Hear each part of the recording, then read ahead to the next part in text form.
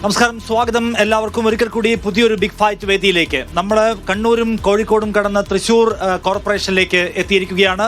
തദ്ദേശ തെരഞ്ഞെടുപ്പ് പ്രചാരണം കൊടുമ്പിരി കൊള്ളുമ്പോൾ ഓരോ തദ്ദേശ സ്ഥാപനങ്ങളുടെയും തെരഞ്ഞെടുപ്പ് വിഷയങ്ങൾ എന്താണ്, ജനങ്ങൾ അവിടെ എന്ത് ചിന്തിക്കുന്നു, എന്ത് അജണ്ടയെ മുൻനിർത്തിയാണ് അവിടെ തെരഞ്ഞെടുപ്പ് ഫിക്സ് ചെയ്യപ്പെടുന്നത്, ഈ വിഷയത്തെക്കുറിച്ച് സംസാരിക്കുക, അതിന്റെ മൂഡ് അറിയുക എന്നാണ് നമ്മൾ ഈ സഞ്ചാരം കൊണ്ട് ഉദ്ദേശിക്കുന്നത്. അപ്പോൾ കണ്ണൂരും കോഴിക്കോടും കഴിഞ്ഞ് ഇപ്പോൾ തൃശ്ശൂർ കോർപ്പറേഷനിലാണ് ഉള്ളത്. തൃശ്ശൂർ കോർപ്പറേഷന് വളരെ ശ്രദ്ധേയമായിട്ടുള്ള പോരാട്ടം നടക്കുന്ന ഒരു രാഷ്ട്രീയ ഭൂമികയാണ് എന്ന് നമുക്കറിയാം.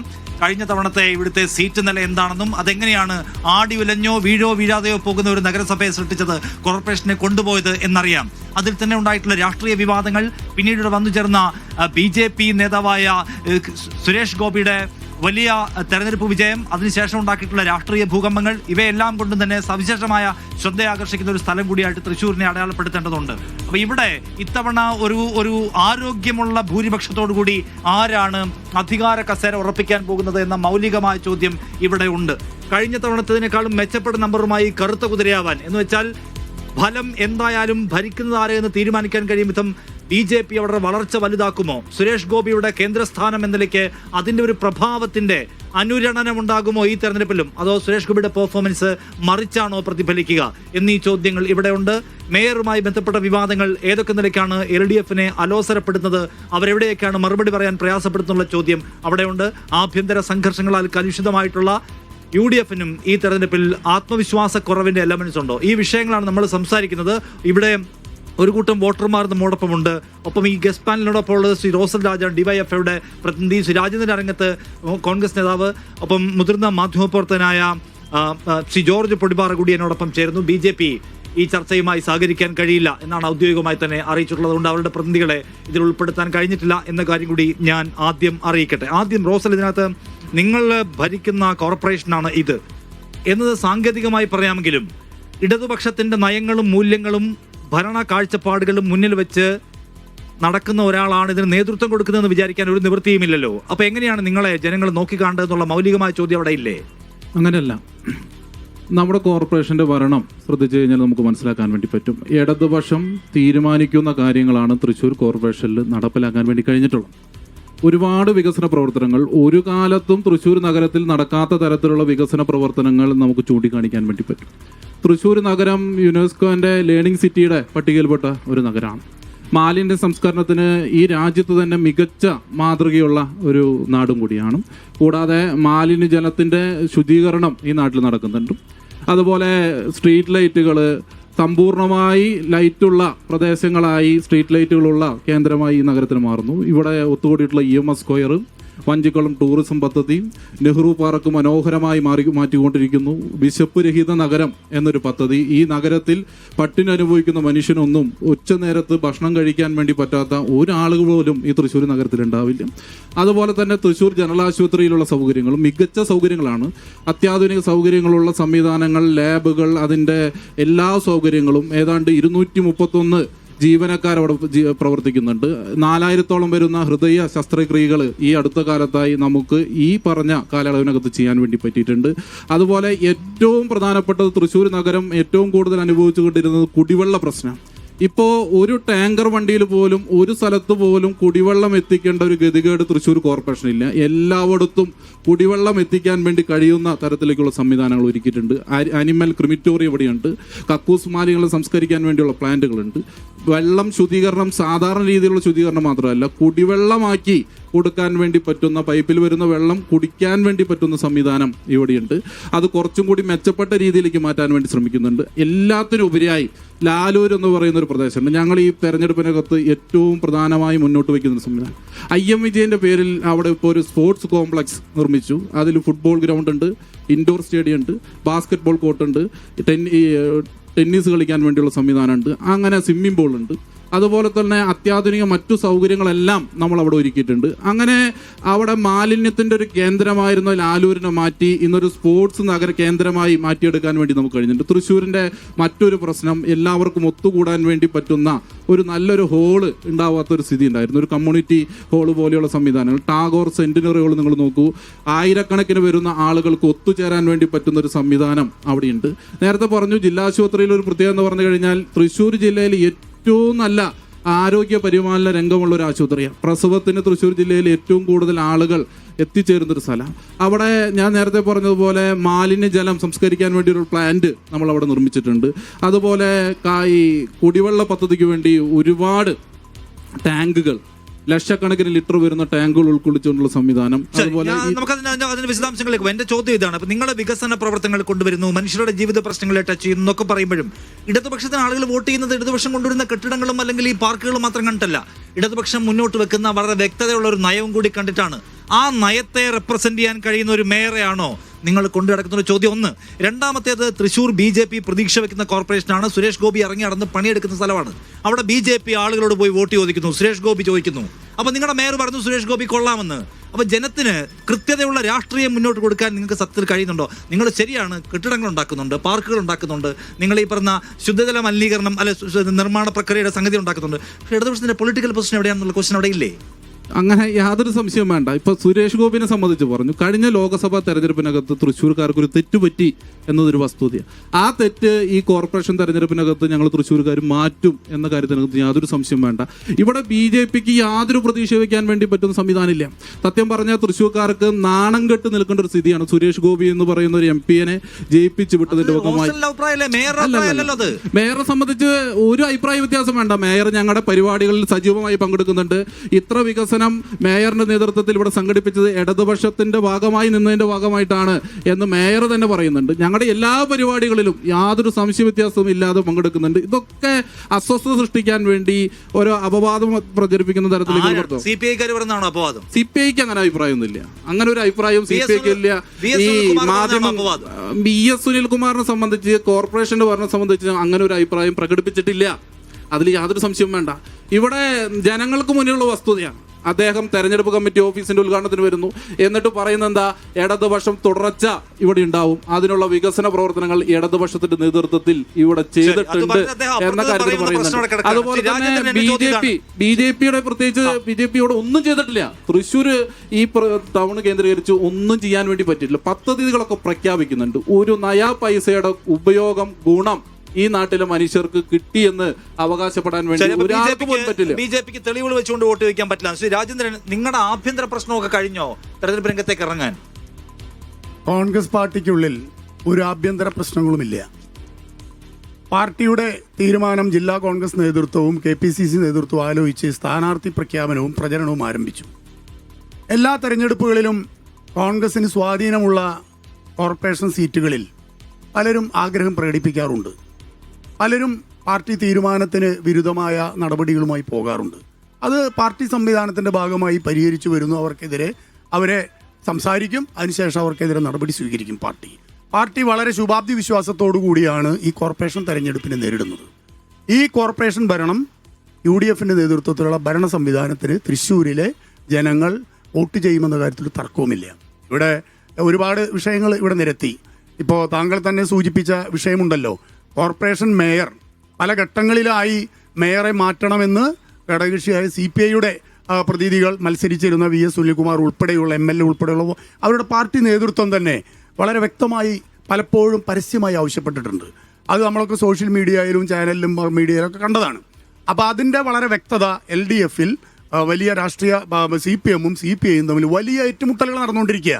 ഈ വിഷയവുമായി ബന്ധപ്പെട്ട് കോർപ്പറേഷൻ ഭരണം LDFന്റെ അല്ലെങ്കിൽ ഇടതുപക്ഷത്തിൻ്റെ ഒരു രീതിക്ക് അനുസരിച്ചല്ല മുന്നോട്ട് പോകുന്നത്. പല ഘട്ടങ്ങളിലും അദ്ദേഹം പല രീതിയിൽ ഈ സംവിധാനത്തെ ദുർബലപ്പെടുത്താൻ ശ്രമിച്ചുകൊണ്ടിരിക്കുന്നുണ്ട്. അദ്ദേഹത്തിൻ്റെ കസേര സംരക്ഷിച്ചു പോകുക. പലപ്പോഴും ഭരണസമിതി യോഗത്തിൽ പോലും, കോർപ്പറേഷൻ്റെ ഭരണസമിതി യോഗത്തിൽ പലപ്പോഴും മേയർക്കെതിരെ അതിൽ നിന്ന് വരുന്ന കൗൺസിലർമാർ തന്നെ വലിയ വ്യത്യസ്ത അഭിപ്രായങ്ങൾ പറഞ്ഞിട്ടുണ്ട്.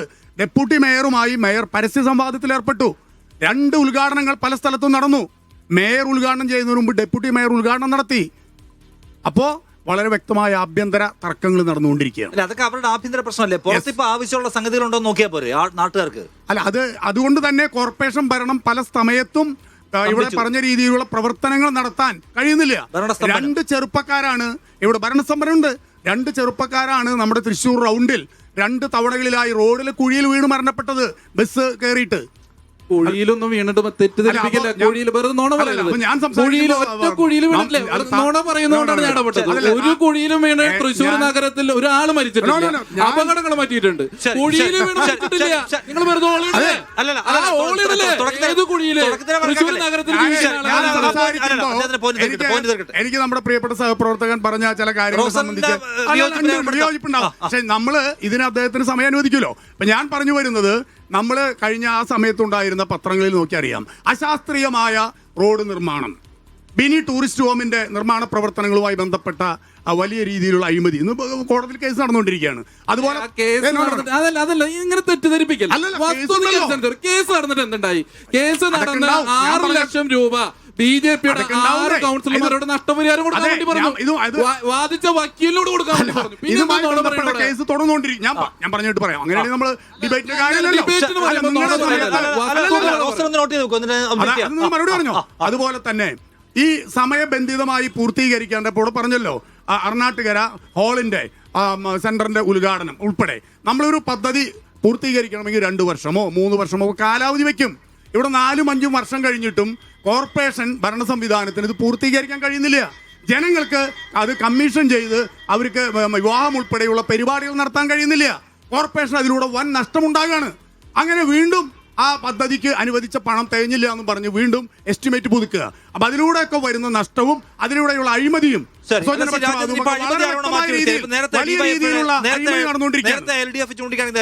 കുടിവെള്ളം ഒരു ബേസിക് നീഡാണ്. അത് എവിടെയും ഇപ്പോൾ ലോറിയിൽ കൊണ്ടുപോയി കൊടുക്കേണ്ടി വരുന്നില്ല. എങ്കിൽ അത് വലിയ നേട്ടമാണ്. അങ്ങനെ ഉണ്ടെങ്കിൽ ആശുപത്രി, പ്രസവം പോലെയുള്ള പരിഹരിക്കാൻ അതെല്ലാം അച്ചീവ് ചെയ്ത് കഴിഞ്ഞു എന്നാണ്. കേരളത്തെ സംബന്ധിച്ച് കുടിവെള്ളം ഇപ്പോ എന്താ പറയാ, മഴ നവംബർ മാസം 20 ആയിട്ട് പോലും കേരളത്തിൽ മഴ പെയ്തുകൊണ്ടിരിക്കും. അതിവർഷം കാലഘട്ടം വലിയ രീതിയിൽ കേരളത്തിൽ മഴ പല രീതിയിൽ കിട്ടിക്കൊണ്ടിരിക്കും. കൂടുതൽ മഴ പെയ്യാണ് ഇപ്പോൾ, ക്ഷാമില്ല. അപ്പൊ അതുകൊണ്ട് തന്നെ ഗ്രാമങ്ങളിൽ ഇപ്പൊ ഞാനും ജനപ്രതിയായിരുന്ന സ്ഥലത്ത് പ്രസിഡന്റ് ആയിരുന്ന സമയത്തൊക്കെ ജനുവരി കഴിഞ്ഞാൽ ഫെബ്രുവരി മാർച്ച് തൊട്ട് അവിടെയൊക്കെ ലോറികളിൽ കുടിവെള്ളം എത്തിക്കും. ഇപ്പോ അതിവർഷം വരുന്നത് കൊണ്ട് പല ഘട്ടങ്ങളിലും ഇപ്പൊ ശബരിമല സീസൺ തുടങ്ങിയിട്ട് പോലും അയ്യപ്പ ഭക്തന്മാർക്ക് പോകാൻ പറ്റാത്ത രീതിയിൽ വലിയ മഴ പെയ്തുകൊണ്ടിരിക്കുക കേരളത്തിൽ പല മേഖലകളിൽ. അതുകൊണ്ട് തന്നെ കഴിഞ്ഞ കുറച്ച് വർഷങ്ങളിലായി കുടിവെള്ളക്ഷാമം ഉണ്ടാകുന്നില്ല. നല്ല രീതിയിലുള്ള മഴ നമുക്ക് ലഭിക്കുന്നുണ്ട്. അതുകൊണ്ട് തന്നെ നമുക്ക് വെള്ളത്തിന്റെ ക്ഷാമം ഉണ്ടായി ടാങ്കർ ലോറിയിലെ വെള്ളം ഒഴിവാക്കേണ്ട സാഹചര്യം ഇവിടെ ഗ്രാമങ്ങളിൽ പോലും കൊണ്ടുപോയി വരുന്നില്ല. അല്ല, അതിന്റെ കാരണമാണ് ഞാൻ വിശദീകരിച്ചത്. ഞാൻ കാരണം വിശദീകരിച്ചല്ലോ. എല്ലാ കിണറുകളിലും ഏപ്രിൽ മെയ് മാസങ്ങളിൽ വരെ, പിന്നെ മെയ് മാസം ആദ്യം മുതൽ കേരളത്തിൽ മഴ തുടങ്ങുക. സാധാരണഗതിയിൽ മാർച്ച് ഏപ്രിൽ മെയ് ഈ 3 മാസത്തെ വലിയ വരൾച്ച വരുമ്പോൾ ഓട്ടോമാറ്റിക് ടാങ്കറിൽ ഒരു വെള്ളം അനുമതി അടിക്കേണ്ടി വരും. ഗവൺമെന്റിന് സ്പെഷ്യൽ സാങ്ഷൻ മേടിച്ച് അതിലുള്ള നടപടി എടുക്കും. ഇപ്പൊ അതല്ല, നേരത്തെ മഴ ലഭിക്കുന്നുണ്ട്, അതിവർഷം ഉണ്ടാകുന്നു. അതുകൊണ്ട് തന്നെ നമുക്ക് ജനങ്ങൾക്ക് ആവശ്യത്തിനുള്ള എല്ലാ കിണറുകളിലും ജലാശയങ്ങളിലും വെള്ളം കെട്ടി ഇഷ്ടംപോലെ വെള്ളമുണ്ട്. അതുകൊണ്ട് തന്നെ അത് ഒഴിവാക്കപ്പെടുന്നുണ്ട്. ശരി, അതാണ് ഞാൻ മറുപടിയിലേക്ക് വരുന്നുണ്ട്. ശ്രീ ജോർജ് പടിവാറ, ഇവിടെ ഇപ്പോൾ ഇവർ രണ്ടുപേരും അവരുടെ അവകാശവാദങ്ങൾ ഉന്നയിക്കുന്നു, ആത്മവിശ്വാസം പങ്കുവെക്കുന്നു. അതിനകത്തൊരു BJP ഫാക്ടറാണ് ഞാൻ ചോദിക്കാൻ ആഗ്രഹിക്കുന്നത്. തൃശ്ശൂരിന് ആന്ധ്രയ്ക്കുള്ള പ്രത്യേകത ഉണ്ടല്ലോ. സുരേഷ് ഗോപി ആഞ്ഞ് പണിയെടുത്തുകൊണ്ടിരിക്കുകയാണ്. അദ്ദേഹത്തിന്റെ ഇമ്പാക്ട് ഇപ്പോഴും നിലനിൽക്കുന്നുണ്ടെന്ന് സ്ഥാപിക്കാൻ ഈ തെരഞ്ഞെടുപ്പിൽ മെച്ചപ്പെട്ട നമ്പർ ഉണ്ടാക്കേണ്ട അധിക ബാധ്യത അദ്ദേഹത്തിനുണ്ട്. അപ്പൊ BJP ഫാക്ടർ ഇപ്പോഴും കാര്യമായിട്ട് തൃശ്ശൂരിന്റെ ഗ്രൗണ്ടിലുണ്ടോ? അതൊരല്പം സങ്കീർണമായിട്ടുള്ളൊരു ചോദ്യമാണ്. തീർച്ചയായിട്ടും നമുക്ക് പറയാൻ കഴിയുന്നൊരു കാര്യം, കഴിഞ്ഞ ലോക്സഭാ തെരഞ്ഞെടുപ്പിൻ്റെ സമയത്തുണ്ടായിരുന്ന ഒരു BJP അനുകൂല തരംഗം അല്ലെങ്കിൽ ആ രീതിയിലുള്ള ഒരു BJP അനുഭാവം ഇപ്പോൾ തൃശ്ശൂരിൽ ദൃശ്യമല്ല. അത് അന്ന് നമ്മളീ പറയുന്നത് പോലെ കൂട്ടത്തോടെ വോട്ട് ചെയ്തതല്ല. അതായത് ഒരു 4-5 വർഷക്കാലം സുരേഷ് ഗോപി എന്ന് പറയുന്ന ജനപ്രിയനായ ഒരു നടൻ, അതുപോലെ തന്നെ ആളുകൾ ഇഷ്ടപ്പെടുന്ന ഒരു വ്യക്തിത്വം, അദ്ദേഹം ഇവിടെ നിരന്തരമായിട്ട് നടത്തിയ ഈ ചാരിറ്റി പ്രവർത്തനങ്ങൾ, ആ പ്രവർത്തനങ്ങൾ വലിയൊരളവിൽ ജനങ്ങളെ സ്വാധീനിച്ചു എന്നുള്ളതൊരു വസ്തുതയാണ്. അദ്ദേഹം തൃശ്ശൂർ ക്യാമ്പ് ചെയ്ത് തന്നെ പ്രവർത്തിച്ചു. അദ്ദേഹം വളരെ കൃത്യമായി തന്നെ ആരാധനാലയങ്ങൾ കേന്ദ്രീകരിച്ചും അതുപോലെ തന്നെ കൂടുതൽ ജനങ്ങളുള്ള സ്ഥലങ്ങൾ കേന്ദ്രീകരിച്ചും ഈ നമ്മുടെ തൊട്ട് മുമ്പിലുള്ള ഈ മാർക്കറ്റ്, ഈ ശക്തനിലെ മാർക്കറ്റുകൾ കേന്ദ്രീകരിച്ച് അങ്ങനെ കൃത്യമായ ഒരു കൃത്യമായ ഒരു പദ്ധതിയോടെ അദ്ദേഹം തൃശ്ശൂർ ഇടപെട്ടു എന്നുള്ളൊരു വസ്തുതയാണ്. മാത്രമല്ല, ജനങ്ങൾ ചിന്തിച്ചത് സുരേഷ് ഗോപി അദ്ദേഹം ആത്യന്തികമായിട്ട് മറ്റെന്ത് രാഷ്ട്രീയം അവിടെ മാറ്റി നിർത്തിയാലും ഒരു വ്യക്തി എന്നുള്ള നിലയിൽ അദ്ദേഹത്തിന് ചില പ്രത്യേകതകളുണ്ട്. അദ്ദേഹത്തിൻ്റെ ആ ഒരു അനുകമ്പ, അദ്ദേഹത്തിൻ്റെ ഒരു ആർദ്രത, ആളുകളുടെ പ്രശ്നത്തിൽ, ഞാനൊരു BJP പക്ഷപാതിയായിട്ട് അല്ല പറയുന്നതെന്ന് ദയവായി മനസ്സിലാക്കണം, ഞാനത് സത്യസന്ധമായി പറയുകയാണ്. ആ ഒരു ഫേവർ അദ്ദേഹത്തിന് കിട്ടി. അതാണ് ആത്യന്തികമായിട്ട് ഈ പറഞ്ഞ നമ്മൾ രണ്ട് കക്ഷികളുടെയും വോട്ടുകൾ ചോർന്നു എന്നുള്ളതൊരു വസ്തുതയാണ്. അതിപ്പോ ഇല്ലേ ഈ CPM പറയും CPM-ന്റെ വോട്ട് ചോർന്നില്ല, കണക്കുകൾ വെച്ച് UDF-ന്റെ വോട്ടുകളാണ് ചോർന്നത്. അതല്ല എന്നുള്ളത് വ്യക്തമാക്കാൻ നമുക്ക് നിസ്സംശയം പറയാൻ കഴിയുന്നൊരു കാര്യം, കഴിഞ്ഞ നിയമസഭാ തെരഞ്ഞെടുപ്പിൽ CPM ഈ ജില്ലയിൽ എല്ലാ മണ്ഡലങ്ങളിലും, അതായത് ചാലക്കുടി ഒഴിച്ച് ബാക്കി സകല സ്ഥലത്തും ജയിച്ചതാണ്. തൃശ്ശൂർ ലോക്സഭാ മണ്ഡലത്തിൻ്റെ പരിധിയിൽ വരുന്ന നിയമസഭാ മണ്ഡലങ്ങളിലെ വോട്ടിൻ്റെ കണക്കെടുത്താൽ ലക്ഷക്കണക്കിന് വോട്ടിൻ്റെ ഭൂരിപക്ഷം ഈ പറഞ്ഞ LDF-നുണ്ടായിരുന്നു. പക്ഷേ കഴിഞ്ഞ ലോക്സഭാ തെരഞ്ഞെടുപ്പിൽ ഈ പരിധിയിൽ വരുന്ന നിയമസഭാ മണ്ഡലങ്ങളിൽ ഒരിടത്ത് പോലും LDF-ന് ലീഡ് എടുക്കാൻ കഴിഞ്ഞില്ല. UDF പിന്നിൽ പോയെങ്കിലും അവർക്ക് ഗുരുവായൂരെങ്കിലും ലീഡ് കിട്ടി. അപ്പോൾ സ്വാഭാവികമായിട്ടും നമ്മൾ കാണേണ്ടത് LDF-ന്റെ വൻതോതിൽ വോട്ട് ചോർന്നു. കണക്കുകൾ വെച്ച് പറയാം UDF-ന്റെ വോട്ട് എവിടെ പോയി, അവരുടെ ഭൂരിപക്ഷം. പക്ഷേ യഥാർത്ഥത്തിൽ നിയമസഭാ തെരഞ്ഞെടുപ്പിൽ ലക്ഷങ്ങളുടെ ഭൂരിപക്ഷം ഉണ്ടായിരുന്ന LDF-ന് ഈ പറഞ്ഞ ലോക്സഭാ തെരഞ്ഞെടുപ്പ് വന്നപ്പോൾ ഒറ്റ സ്ഥലത്തും സബ്സ്റ്റാൻഷ്യലായിട്ടുള്ള ലീഡ് എടുക്കാൻ കഴിഞ്ഞില്ല എന്ന് പറഞ്ഞാൽ അതിനെ നമ്മൾ സത്യസന്ധമായി വിലയിരുത്തുമ്പോൾ അവരുടെ കാൽക്കീഴിലെ മണ്ണും ആ സുരേഷ് ഗോപി തരംഗത്തിൽ ഊർന്നു പോയി അല്ലെങ്കിൽ ഒലിച്ചു പോയി എന്നുള്ളത് ഒരു രാഷ്ട്രീയമായ സത്യസന്ധതയോടെ നമ്മൾ അംഗീകരിക്കേണ്ട കാര്യമാണ്. പക്ഷെ ആ അളവിലും ആ തൂക്കത്തിലും ഉള്ള ഒരു അനുഭാവമോ അല്ലെങ്കിൽ ആ ഒരു ഓളമോ തരംഗമോ ഒന്നും ഇപ്പോൾ തൃശ്ശൂരിൻ്റെ അന്തരീക്ഷത്തിൽ ദൃശ്യമല്ല. MP-ക്ക് അല്ലെങ്കിൽ MP ആകുന്നതിന് മുമ്പ് സുരേഷ് ഗോപിക്ക് സൃഷ്ടിച്ചെടുക്കാൻ കഴിഞ്ഞ ആ ഒരു പ്രതിച്ഛായ അല്ലെങ്കിൽ ആ ഒരു മാസ് അപ്പീൽ ഇന്ന് MP ആയ ശേഷം അദ്ദേഹത്തിന് ഇല്ല എന്നൊരു വസ്തുതയാണ്. ഒരു മാധ്യമപ്രവർത്തകൻ എന്നുള്ളതിൽ എന്നോട് ചോദിച്ചാൽ എന്താണ് ടാഞ്ചിബിളായിട്ട് തൊട്ട് എടുക്കാവുന്ന അല്ലെങ്കിൽ ഒറ്റ നോട്ടത്തിൽ കാണാവുന്ന, നമ്മുടെ കൺമുമ്പിൽ തെളിയുന്ന, അല്ലെങ്കിൽ നമുക്ക് സ്പർശിക്കാവുന്ന, നമുക്ക് അനുഭവവേദ്യമാകുന്ന എന്ത് വികസനമാണ് സുരേഷ് ഗോപി എന്ന് പറയുന്ന BJP MP-യുടെ അക്കൗണ്ടിൽ തൃശ്ശൂർ കോർപ്പറേഷനിലും തൃശ്ശൂർ ജില്ലയിലും ഉണ്ടായത് എന്ന് ചോദിച്ചാൽ അത്രയധികം സമയമായിട്ടില്ല, വേണമെങ്കിൽ പറഞ്ഞു നിൽക്കാം. പക്ഷെ എങ്കിലും ഈ ചുരുങ്ങിയ സമയത്തിനുള്ളിൽ അങ്ങനെ ഒന്നും കാണുന്നില്ല. മാത്രമല്ല അദ്ദേഹം സമീപകാലത്ത് അവതരിപ്പിച്ച കലുങ്ക് സമ്മേളനം പോലെയുള്ളതിലൊക്കെ അദ്ദേഹത്തിൻ്റെ വാക്കുകളിലെ ആ ഒരു ഔദ്ധത്യമോ ധാർഷ്ട്യെന്നോ അഹങ്കാരം എന്നൊക്കെ വിശേഷിപ്പിക്കാവുന്നിടത്തോളം എത്തുന്ന അദ്ദേഹത്തിൻ്റെ സമീപനങ്ങൾ അദ്ദേഹത്തിനോട് ജനങ്ങൾക്കുണ്ടായിരുന്ന ആ ഒരു സ്നേഹത്തിൻ്റെ അളവ് വല്ലാതെ കുറച്ചിട്ടുണ്ട്. മാത്രമല്ല BJPക്ക് തൃശ്ശൂർ ജില്ലയിൽ അന്നത്തെ ആ തെരഞ്ഞെടുപ്പ് ലോക്സഭാ തെരഞ്ഞെടുപ്പിൽ ഉണ്ടാക്കിയ ഒരു ബിഗ് ലീപ്പ് ഉറപ്പിച്ച് പറയാൻ കഴിയും ഈ തെരഞ്ഞെടുപ്പിൽ ഉണ്ടാകില്ല. കോർപ്പറേഷൻ തെരഞ്ഞെടുപ്പ് കാണുമ്പോൾ താങ്കൾ കാണുന്നത് എന്താണ്? അതിനകത്ത് ഇപ്പോഴത്തെ ഭരണസമിതിയുടെ ഒരു പെർഫോമൻസ് ഓഡിറ്റ് മാത്രമാണ് നടക്കാൻ പോവുക, അതോ ഈ തെരഞ്ഞെടുപ്പ് അടക്കം ഹൈലി പൊളിറ്റിക്കൽ ആയിരിക്കും ആളുകളുടെ തെരഞ്ഞെടുപ്പ് തീരുമാനം എന്നാണോ തോന്നുന്നത്? കേരളത്തിൽ ഒരു തെരഞ്ഞെടുപ്പും ഏതെങ്കിലും ഒരു പർട്ടിക്കുലർ വിഷയം മാത്രം മുൻനിർത്തി നടക്കില്ല. ഇത് ഒരേ സമയം വലിയ വിലയിരുത്തലാണ്. എന്ന് പറഞ്ഞാൽ ഈ സർക്കാരിൻ്റെ പെർഫോമൻസ് വികസന രംഗത്തെ, അതുപോലെ നിലവിലുള്ള കോർപ്പറേഷൻ ഭരിക്കുന്ന ആ കക്ഷിയുടെ അല്ലെങ്കിൽ ആ മുന്നണിയുടെ പെർഫോമൻസ്, അതുപോലെ തന്നെ ആ മുന്നണിക്കെതിരെയുള്ള ഭരണവിരുദ്ധ വികാരം, സർക്കാരിനെതിരെയുള്ള ഭരണവിരുദ്ധ വികാരം, അതുപോലെ തന്നെ പ്രതിപക്ഷം എന്നുള്ളതിലേക്ക് അവരുടെ പെർഫോമൻസും അവരെന്തു ചെയ്തു, അവർ എത്രത്തോളം അവരുടെ പെർഫോമൻസ് നന്നായി, അതെല്ലാം വിലയിരുത്തപ്പെടും. പിന്നെ ഏറ്റവും ഒടുവിൽ സംഭവിക്കുന്ന കാര്യങ്ങളും. ഇപ്പോൾ ഏറ്റവും ഒടുവിൽ സംഭവിക്കുന്ന രണ്ട് കാര്യങ്ങൾ എടുക്കുകയാണെങ്കിൽ, ഒന്ന് ഇടതുമുന്നണി മുന്നോട്ട് വെച്ച ക്ഷേമ പദ്ധതികളാണ്. അതായത് 1600 രൂപ പെൻഷൻ എന്നുള്ളത് 2000 രൂപയാക്കിയത് സ്വാഭാവികമായും അടുത്തട്ടിൽ അതിൻ്റെ ആനുകൂല്യം നേടുന്ന മനുഷ്യരെ ഒരളവ് വരെയെങ്കിലും സ്വാധീനിക്കുന്നു. സത്യസന്ധമായി തന്നെ നമ്മൾ അംഗീകരിക്കണം. അത് ഇന്ത്യയിൽ എല്ലായിടത്തും വിസിബിളായിട്ടുള്ള കാര്യമാണ്. ഏറ്റവും ഒടുവിൽ ബീഹാറിൽ നടന്നത് നമ്മൾ കണ്ടു, മറ്റ് പല സംസ്ഥാനങ്ങളിലും നടന്നത് കണ്ടു. അപ്പോൾ സത്യസന്ധമായിട്ട് വിലയിരുത്തിയാൽ അത് സ്വാധീനിക്കുകയേ ഇല്ല എന്ന് പറഞ്ഞാൽ എനിക്കത് അംഗീകരിക്കാൻ ബുദ്ധിമുട്ടാണ്. അതൊരു പക്ഷേ ചെറിയ അളവിൽ സ്വാധീനിച്ചെന്ന് വരാം. പക്ഷേ അത് മാത്രം കൊണ്ട് ഈ ഈ കുറച്ച് പണം കൊടുത്ത് അല്ലെങ്കിൽ അവരുടെ പെൻഷൻ കൂട്ടിയത് കൊണ്ട് ഈ 35 ലക്ഷം വരുന്ന സ്ത്രീകൾക്ക്, 35-നും 60-നും ഇടയ്ക്കുള്ള സ്ത്രീകൾക്ക് 1000 രൂപ പെൻഷൻ, വലിയ കാര്യമായ പ്രയോജനം ഒന്നും ചെയ്യാത്ത തറവില താങ്ങുവില വർധനവ്, നെല്ലിൻ്റെയും റബ്ബറിൻ്റെ, അതൊന്നും വലിയ ഇമ്പാക്റ്റ് ഉണ്ടാക്കാൻ പോകുന്നില്ല. പക്ഷെ അതിനെയൊക്കെ മറികടക്കുന്ന പലതും ഈ ഇവിടെ കേരള സമൂഹത്തിൽ നടന്നുകൊണ്ടിരിക്കുക. ഈ പ്രഖ്യാപനങ്ങൾ 2-3 ദിവസം വലിയ ചർച്ചയായി. അതിദാരിദ്ര്യമുക്ത സംസ്ഥാനമായിട്ട് പ്രഖ്യാപിച്ചു. അതുപോലെ തന്നെ ആഗോള ശബരിമല അയ്യപ്പ സംഗമം നടത്തി. ഇതൊക്കെ വേണ്ടതിലധികം കൊട്ടിഘോഷിക്കപ്പെടുകയും അല്ലെങ്കിൽ അതെല്ലാം വാർത്താമാധ്യമങ്ങളിൽ സ്ഥാനം പിടിക്കുകയും ചെയ്തു. പക്ഷേ അതിനേക്കാൾ അപ്പുറം ഇന്ന് ഏറ്റവും കൂടുതൽ ചർച്ച ചെയ്യപ്പെടുന്നത് ശബരിമലയിലെ സ്വർണ്ണക്കൊള്ളയടക്കമുള്ള പ്രശ്നങ്ങളാണ്. ഏറ്റവും പ്രസക്തമായ അല്ലെങ്കിൽ ഏറ്റവും പുതിയ വാർത്ത എന്ന് പറയുന്ന അതാണ്. അത് ഒരേ സമയം തന്നെ ഈ സർക്കാരിൻ്റെ വിശ്വാസ്യത, ഈ സർക്കാരിൻ്റെ ആ ഒരു കഴിവിനെയൊക്കെ വല്ലാതെ ചോദ്യം ചെയ്യുന്നു. ദേവസ്വം ബോർഡിൻ്റെ വിശ്വാസ്യത ചോദ്യം ചെയ്യപ്പെടുന്നു. അതുപോലെ തന്നെ എല്ലാ അർത്ഥത്തിലും ഈ സർക്കാരിൻ്റെ വിശ്വാസം, അതൊരു വൈകാരിക വിഷയം കൂടിയാണ്. അതൊരു വിശ്വാസിയുടെ ഹൃദയത്തെ വേദനിപ്പിക്കുന്ന വിഷയമാണ്. അപ്പോൾ ഈ വെൽഫെയർ സ്കീമുകളുടെ പ്രഖ്യാപനത്തെ മറികടക്കുന്ന ഒരു ഇമ്പാക്റ്റ് ഈ വിഷയങ്ങൾ കൊണ്ട് കേരള സമൂഹത്തിൽ സൃഷ്ടിക്കപ്പെടുമോ? സൃഷ്ടിക്കപ്പെട്ട് കൂടാ എന്ന് പറയാൻ പറ്റില്ല. ലോക്സഭാ തെരഞ്ഞെടുപ്പ് 2019 ലോക്സഭാ ആ തെരഞ്ഞെടുപ്പിൽ നമ്മൾ കണ്ടതാണ്. ഇതിനു മുമ്പത്തെ ലോക്സഭാ തെരഞ്ഞെടുപ്പിൽ അത് എങ്ങനെ സ്വാധീനിച്ചു എന്നുള്ളത്. ഒരു സീറ്റിലേക്ക് CPM ചുരുങ്ങിപ്പോയ സാഹചര്യം. അപ്പോൾ ഇവിടുത്തെ നമ്മൾ കാണേണ്ട ഒരു കാര്യം, ചില പ്രത്യേക വിഷയങ്ങളുടെ പേരിൽ ലോക്സഭാ തെരഞ്ഞെടുപ്പിൽ ഇടതുമുന്നണിക്ക് എതിരെ വോട്ട് ചെയ്യാൻ ആ പാർട്ടിയുടെ അനുഭാവികൾക്ക് ഒരു മടിയില്ല.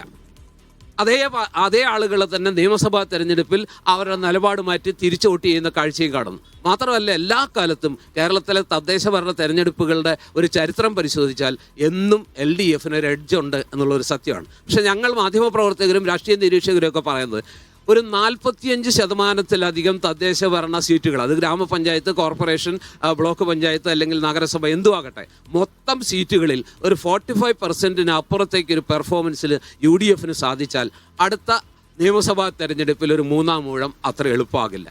മറിച്ച് വലിയ ഒരു തിരിച്ചടിയാണ് UDFന് ഉണ്ടാകുന്നത്. സങ്കീർണമാണ് ഈ തെരഞ്ഞെടുപ്പ് രംഗം എന്നാണ് താങ്കൾ അഭിപ്രായപ്പെടുന്നത്? തീർച്ചയായും. നേരത്തെ ഉണ്ടായിരുന്ന രണ്ട് കാര്യങ്ങൾ, ഒന്ന് റോഡിലെ കുഴി, മറ്റേത് കുടിവെള്ളമാണ്. ഈ കുടിവെള്ളം വളരെ രസകരമായിട്ട് പറഞ്ഞു. കുടിവെള്ളം ഇവിടെ ഇല്ലാത്തതിന് ഞാൻ നേരത്തെ പറഞ്ഞു, ഈ കോർപ്പറേഷൻ നടപ്പിലാക്കിയ പദ്ധതിയുടെ ഭാഗമായിട്ടാണ് ലക്ഷക്കണക്കിന് വരുന്ന ലിറ്റർ വെള്ളം സംഭരിക്കാൻ വേണ്ടി പറ്റുന്ന ടാങ്കുകൾ ഈ കോർപ്പറേഷന്റെ വിവിധ മേഖലകളിലുണ്ട്.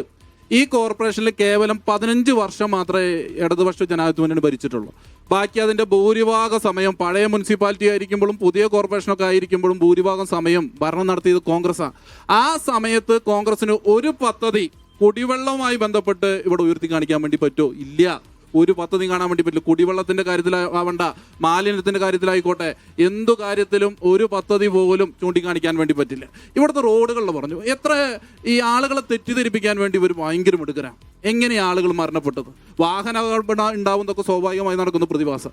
ഒരു കുഴിയിൽ വീണിട്ടും തൃശ്ശൂർ നഗരത്തിൽ ഒരു മനുഷ്യ ജീവൻ പോലും പൊളിഞ്ഞിട്ടില്ല എന്ന കാര്യത്തിൽ ഞങ്ങൾക്ക് അത്ര ഉറപ്പോടെ പറയാൻ വേണ്ടി പറ്റും. ഒരു ജീവൻ പോലും പോയിട്ടില്ല. ആൾക്കാരുടെ റിയാക്ഷൻ എടുക്കട്ടെ. നിങ്ങൾക്ക് തോന്നുന്നത് എന്താണ് എനിക്ക് എഴുന്നേക്ക്, ധൈര്യമായിട്ട് എഴുന്നേക്ക്. ഹലോ, ആരോടാ ചോദിക്കാം? ഒളിയുണ്ട്. അതെ, ഇത് ഇപ്പോൾ ഈ ചർച്ചയിൽ പങ്കെടുത്തത് ജോർജ് സാറുണ്ട്, പിന്നെ പ്രതിനിധി, പിന്നെ താങ്കളാണ്. അപ്പം 4 പേരോടും മറുപടി പറയുന്ന രീതിയിലാണ് ഞാൻ സംസാരിക്കുന്നത്. മറുപടിയല്ല, നിങ്ങൾ 4 പേരും ഉന്നയിച്ച വിഷയത്തിനെ പ്രതിപാദിച്ച് പറയാം. സാറാണ് ചർച്ച സ്റ്റാർട്ട് ചെയ്തത്. സാറിൻ്റെ കൺസേൺ എന്താ വെച്ചാൽ സുരേഷ് ഗോപി ഇവിടുന്ന് ജയിച്ചു, അതിൻ്റെ ഒരു പാറ്റേൺ. 1977 ശേഷം കേരളത്തിലെ തെരഞ്ഞെടുപ്പ് എടുത്തു കഴിഞ്ഞാൽ ലോക്സഭാ തെരഞ്ഞെടുപ്പിലേക്കുള്ള വോട്ടിംഗ് പാറ്റേൺ അല്ല നിയമസഭാ തെരഞ്ഞെടുപ്പിലേക്കുള്ളത്. അതിന് 2 ജില്ല ഉദാഹരണം പറയാം. ഒന്ന് കൊല്ലം ജില്ലയും ഒന്ന് കോഴിക്കോട് ജില്ലയും. ഓക്കെ. പിന്നെ കേരളത്തിനകത്തുള്ള ജനസംഖ്യാനുപാതികം 50% ഏത് വരുന്ന ഹൈന്ദവ മെജോറിറ്റിയും 33% മുസ്ലിമും 17% ക്രിസ്ത്യാനിയാണ്. ലോകസഭയിലേക്കുള്ള വോട്ടിംഗ് പാറ്റേൺ അല്ല നിയമസഭയിലേക്കുള്ളത്. നിയമസഭയിലേക്കുള്ള വോട്ടിംഗ് പാറ്റേൺ അല്ല. ശരി, താങ്കളുടെ പോയിന്റ് അതുകൊണ്ട് അത് കാരണം കൊണ്ട് ഇപ്പോൾ സംഭവിച്ചിട്ടുള്ള ലോക്സഭ പാറ്റേൺ തെരഞ്ഞെടുപ്പുമായിട്ട് നിങ്ങൾ ഇതിനെ ഇത് ചേർത്ത് വെച്ചില്ല. സാറിന് ചെറിയ സംശയം ഉണ്ടായിരുന്നു. ആ സംശയം തീർത്തതാണ് ജോർജ് സാറിന്. എന്ത് സംഭവിക്കുന്നു? ലോക്സഭാ തെരഞ്ഞെടുപ്പിൽ ഇവിടെ സുരേഷ് ഗോപി ജയിച്ചു. അത് കഴിഞ്ഞു. അതെ, അപ്പൊ അത് കാരണം കൊണ്ട് ഇത്തവണ നടക്കാൻ പോകുന്ന തെരഞ്ഞെടുപ്പിന്റെ ഭാഗമായിട്ട് LDF ശക്തമായ രീതിയിൽ ഇവിടെ തിരിച്ചുവരവ് നടത്തും. പിന്നെ സാറ് ഒരു കാര്യം ഉന്നയിച്ചത് മേയറുടെ വിഷയമാണ്. നിതിൻ ഗഡ്കരി എന്ന് പറയുന്ന കേന്ദ്രമന്ത്രിയും കേരള ഗവൺമെന്റും തമ്മിലുള്ള കാര്യങ്ങൾ വികസന കാര്യങ്ങൾ സംസാരിക്കുന്ന വിഷയവുമായി ബന്ധപ്പെട്ട് ഇവിടുത്തെ മേയർ അയാൾക്ക് രീതിയിൽ കോമൺ ആയിട്ട് അവർ തമ്മിൽ സംസാരിച്ചു എന്ന് പറഞ്ഞിട്ട് അയാൾക്ക് BJP ചായയുള്ള മേയറായിട്ട് നിങ്ങൾ വിലയിരുത്തുന്നത് തീരെ ശരിയായിട്ടുള്ള കാര്യമാണ്. വേറൊരു കാര്യം കൂടി പറയാണ്ടിരിക്കാൻ പറ്റില്ല. ഇന്ത്യയിൽ ആദ്യമായി മാലിന്യം കയറ്റുമതി ചെയ്ത ഇന്ത്യയിലെ ആദ്യത്തെ മേയറുടെ പേരാണ് രാജമല്ലെന്ന്. ആ മേയർ ഉള്ള സ്ഥലത്ത് ഞങ്ങൾ പുണ്യ പൂങ്കാവനമായിട്ടുള്ള IMHന്റെ പേരിൽ സ്റ്റേഡിയം പണിതു എന്നുള്ളതാണ് ഇതിൽ ഏറ്റവും വലിയ ക്രെഡിറ്റ്. അത്രയും ക്രെഡിറ്റ് ഉണ്ടെന്നാണ്. ഓക്കെ, നിങ്ങൾക്ക് തോന്നുന്നത് എന്താണെന്ന് ഡിസ്കസ് ചെയ്യാൻ പോകുന്ന വിഷയം? ഇനി മൈക്ക് കിട്ടുമെന്ന് അറിയില്ല. അപ്പോൾ ഒരു കാര്യം കൂടിയും കോൺഗ്രസ് പ്രതിനിധിയോട് ചോദിക്കാണ്ട്. പിന്നെ കോൺഗ്രസ് ഒരു രാഷ്ട്രീയ നിരീക്ഷകനാണെന്ന് പറയാം. പല ചാനൽ ചർച്ചയും ഞാൻ കാണുന്നതാണ്. ആള് കോൺഗ്രസ്സുകാരൻ തന്നെയാണ്. അത് വേറെ കാര്യം, അതവിടെ നിൽക്കട്ടെ. UDFന്റെ ഭരണകാലത്ത് കോർപ്പറേഷനിൽ 72 കോടി രൂപയുടെ വികസന പ്രവർത്തനം ആകെ നടന്നിട്ടുള്ളൂ. 2 ഭരണസമിതിയിൽ 2300 കോടി രൂപയുടെ വികസന പ്രവർത്തനങ്ങൾ നടന്നു കഴിഞ്ഞു. അത് ഈ പറഞ്ഞ കാര്യങ്ങളൊന്നും ലാലൂർ മാലിന്യ ഇതം, പിന്നെ ആകാശപാത, അങ്ങനെ കുറെ റോസൽ രാജ് പറഞ്ഞല്ലോ വികസന 83 BMBC റോഡുകൾ വന്നു. അങ്ങനെ നിരവധിയായ വികസന പ്രവർത്തനങ്ങളാണ്. അങ്ങനെ കണക്കുകളാണല്ലോ, കണക്കുകൾ കഥ പറയട്ടെ. പിന്നെ വേറെ കാര്യം, അതായത് ഒരു കൊല്ലം മുമ്പാണല്ലോ മുണ്ടക്കായ് ചൂരൽമല ദുരന്തം നടന്നത്. അതിലേക്ക് പോണെങ്കിൽ ഇനി മൈക്ക് കിട്ടില്ലോ എന്നറിയില്ല, അതുകൊണ്ടാണ് പറയുന്നത്. മൈക്ക് കിട്ടുമെന്ന് KPCC 100 വീട് കൊടുക്കാമെന്ന് പറഞ്ഞിട്ടുണ്ടായിരുന്നു. അതുപോലെ തന്നെ AICC 100 വീട് കൊടുക്കാമെന്ന് പറഞ്ഞിട്ടുണ്ടായിരുന്നു. യൂത്ത് കോൺഗ്രസ് 30 വീട് കൊടുക്കാമെന്ന് പറഞ്ഞിട്ടുണ്ടായിരുന്നു. അതിന്റെ കാര്യം എന്തായി? ഞാനൊരു കാര്യം കൂടി പറഞ്ഞുതരാം. സർക്കാരിന്റെ ടൗൺഷിപ്പിന്റെ നിർമ്മാണ പ്രവർത്തനം ജനുവരിയിൽ കഴിയും, താക്കോല് കൈമാറും. അന്ന ദിവസം കോൺഗ്രസിന്റെ അതിന്റെ മറുപടി ഞാൻ വാങ്ങിക്കാം. അതിന് മുമ്പേ ഞാൻ ചോദിച്ചോട്ടെ അതിന്റെ പ്രശ്നം ചോദിച്ചാല്, ഒന്ന് അലോക്കേറ്റ് ചെയ്ത പൈസ, ചെലവാക്കിയ പൈസയുടെ കണക്കെടുക്കുമ്പോൾ നിങ്ങളും അവർ തമ്മിൽ വലിയ അന്തരം ഉണ്ടെന്നാണ്. താങ്കൾക്ക് ആകെ പറയാനുള്ളത് മേയർക്ക് ക്ലാരിറ്റി ഇല്ല എന്നുള്ള പ്രശ്നം, അല്ലെങ്കിൽ റോഡിൽ കുഴിയുണ്ട്, മഴ പെയ്യുന്നത് കൊണ്ട് കുടിവെള്ള വിതരണം വേണ്ടല്ലോ പോലുള്ള കാര്യങ്ങളാണ്. സോളിഡ് ആയിട്ടുള്ള കോൺക്രീറ്റ് ആയിട്ടുള്ള വിമർശനം സത്യം നിങ്ങൾക്ക് ഇല്ലേ? സോളിഡ് ആയിട്ടുള്ള വിമർശനമുണ്ട്. ഇവിടെ പദ്ധതി പ്രവർത്തനങ്ങൾക്ക് പല മേഖലകളിൽ നിന്ന് ഫണ്ട് സ്വരൂപിക്കും ഏത് ഭരണ സംവിധാനവും. ഇവിടെ ലൈഫ് ഭവന നിർമ്മാണ പദ്ധതി, ഈ പദ്ധതി കോൺഗ്രസിന്റെ ഗവൺമെന്റ് 5 വർഷക്കാലം ഉമ്മൻചാണ്ടിയുടെ ഗവൺമെന്റ് ഉണ്ടായിരുന്ന സമയത്ത് പല മേഖലകളിലായി ഒരു വർഷം ഒരു വാർഡിൽ അല്ലെങ്കിൽ ഒരു ഡിവിഷനിൽ 5 മുതൽ 10 വരെ വീടുകൾ കൊടുക്കും. ഇതിപ്പോൾ ലൈഫ് ഭവന നിർമ്മാണ പദ്ധതി വരിക വഴി എല്ലാ പദ്ധതികളും തമ്മിൽ യോജിപ്പിച്ചു. ലൈഫ് ഭവന നിർമ്മാണ പദ്ധതിയിൽ ഉമ്മൻചാണ്ടിയുടെ ഗവൺമെന്റ് 5 വർഷം കൊണ്ട് കൊടുത്ത വീട് പോലും ഇപ്പൊ 10 വർഷം കൊണ്ട് പിണറായി വിജയന്റെ ഗവൺമെന്റ് കൊടുക്കാൻ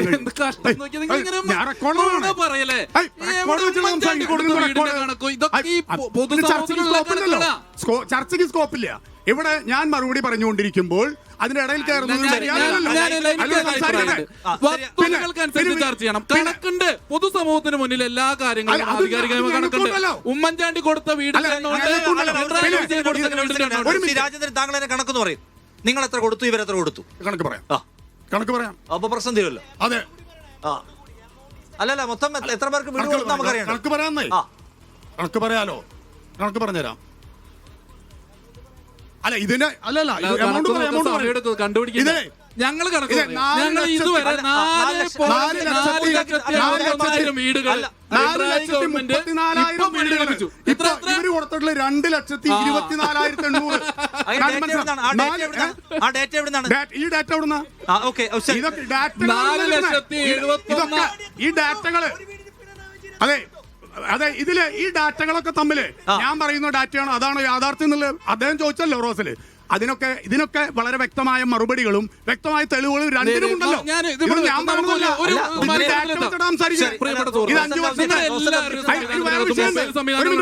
എല്ലാരും ഗൂഗിൾ എടുത്ത് ആര് കൊടുത്തു, ഉമ്മൻചാണ്ടി കൊടുത്ത വീടുകൾ എത്ര എന്ന് ഗൂഗിളിൽ ഇപ്പൊ നിങ്ങൾ നോക്കിയല്ലോ, നോക്ക് എണ്ണം വരും. ഞങ്ങൾ ഇവിടെ വെല്ലുവിളിക്കണം. ഞാൻ ആധികാരികമായിട്ട് പറയണോ, ഇവിടെ നിങ്ങൾ നോക്ക്, വീട് വെക്കുമ്പോ കാര്യം പോയി. ഉമ്മൻചാണ്ടി കൊടുത്ത വീടിന്റെ എണ്ണം പറയും. എവിടെ പറഞ്ഞു? അത് ഞാൻ പറഞ്ഞല്ലോ, നിങ്ങൾ അങ്ങനെ പറയല്ലേ. ഞാൻ വളരെ വ്യക്തമായിട്ട് പറഞ്ഞിട്ടുണ്ട്. അങ്ങനെ പറയല്ലേ. ഒരു ചോദ്യം വന്നിട്ടില്ല, അല്ല ജോർജ് മുടി പറ,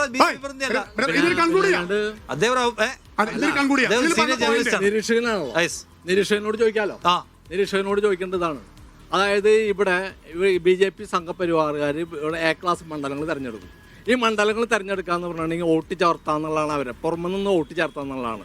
ഇപ്പോൾ പോലും നമുക്ക് വോട്ട് നമ്മുടെ വീട്ടിൽ ഇപ്പോഴും നമ്മുടെ വീട്ടിലെ സഹോദരന്മാരുടെ വോട്ട് വെട്ടിക്കളഞ്ഞിരിക്കുകയാണ്. 5-11 അനുച്ഛേദം അനുസരിച്ച് ഇവിടെ രജിസ്ട്രേഷൻ ഓൾറെഡി ഉണ്ട്. ഈ രജിസ്ട്രേഷനുള്ള ഇതിന് ഇവർക്ക് ഈ ഇലക്ഷൻ കമ്മീഷന് വോട്ട് റദ്ദ് ചെയ്യാനുള്ള അവകാശം ഇല്ല എന്നുള്ളതാണ് വേറൊരു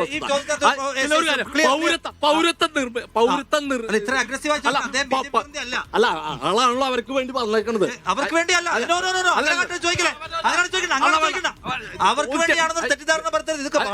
ജനാധിപത്യത്തില് എല്ലാവർക്കും ചോദ്യങ്ങൾ ചോദിക്കാനുള്ള അവകാശം.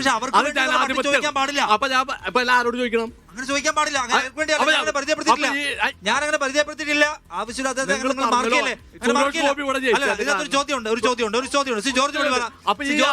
ക്വസ്റ്റ്യൻ ഉണ്ട്. അതായത് നിങ്ങൾ BJP കാണുന്നത് BJP ഇന്ന പൊളിറ്റിക്കൽ പ്ലേ എടുക്കുന്നു, അത് വർക്ക് ചെയ്യുമോ ഇല്ലയോ, ഇന്ന് വർക്ക് ചെയ്യും നാളെ വർക്ക്, അങ്ങനല്ല. BJP-ക്ക് ഇതെല്ലാം ഉള്ളപ്പോഴും വേറെ ചില പരിപാടികളുണ്ടല്ലോ. ആ പരിപാടികൾ എല്ലായിടത്തും പരീക്ഷിച്ച് വിജയിക്കുകയും ചെയ്തിട്ടുണ്ട്. തൃശ്ശൂരിലും കണ്ടതാണല്ലോ, ഒറ്റ ഫ്ലാറ്റിൽ 8 പേര് വോട്ട്, അവർക്ക് ആർക്കും അങ്ങോട്ടും ഇങ്ങോട്ടും അറിയത്ത് പോലുമില്ല.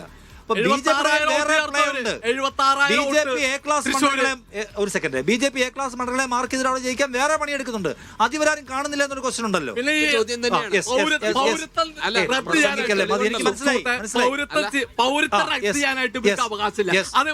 ആഭ്യന്തര വകുപ്പിനാണ്, ആഭ്യന്തര വകുപ്പാണ് തീരുമാനിക്കേണ്ടത്. ഈ ഇലക്ഷൻ കമ്മീഷൻ ചെയ്യുന്നില്ല. എന്റെ വീട്ടിൽ തിരിച്ചതോ പൗരത്വം പോകും. അങ്ങനെ അത് പൗരത്വമല്ല, വോട്ട്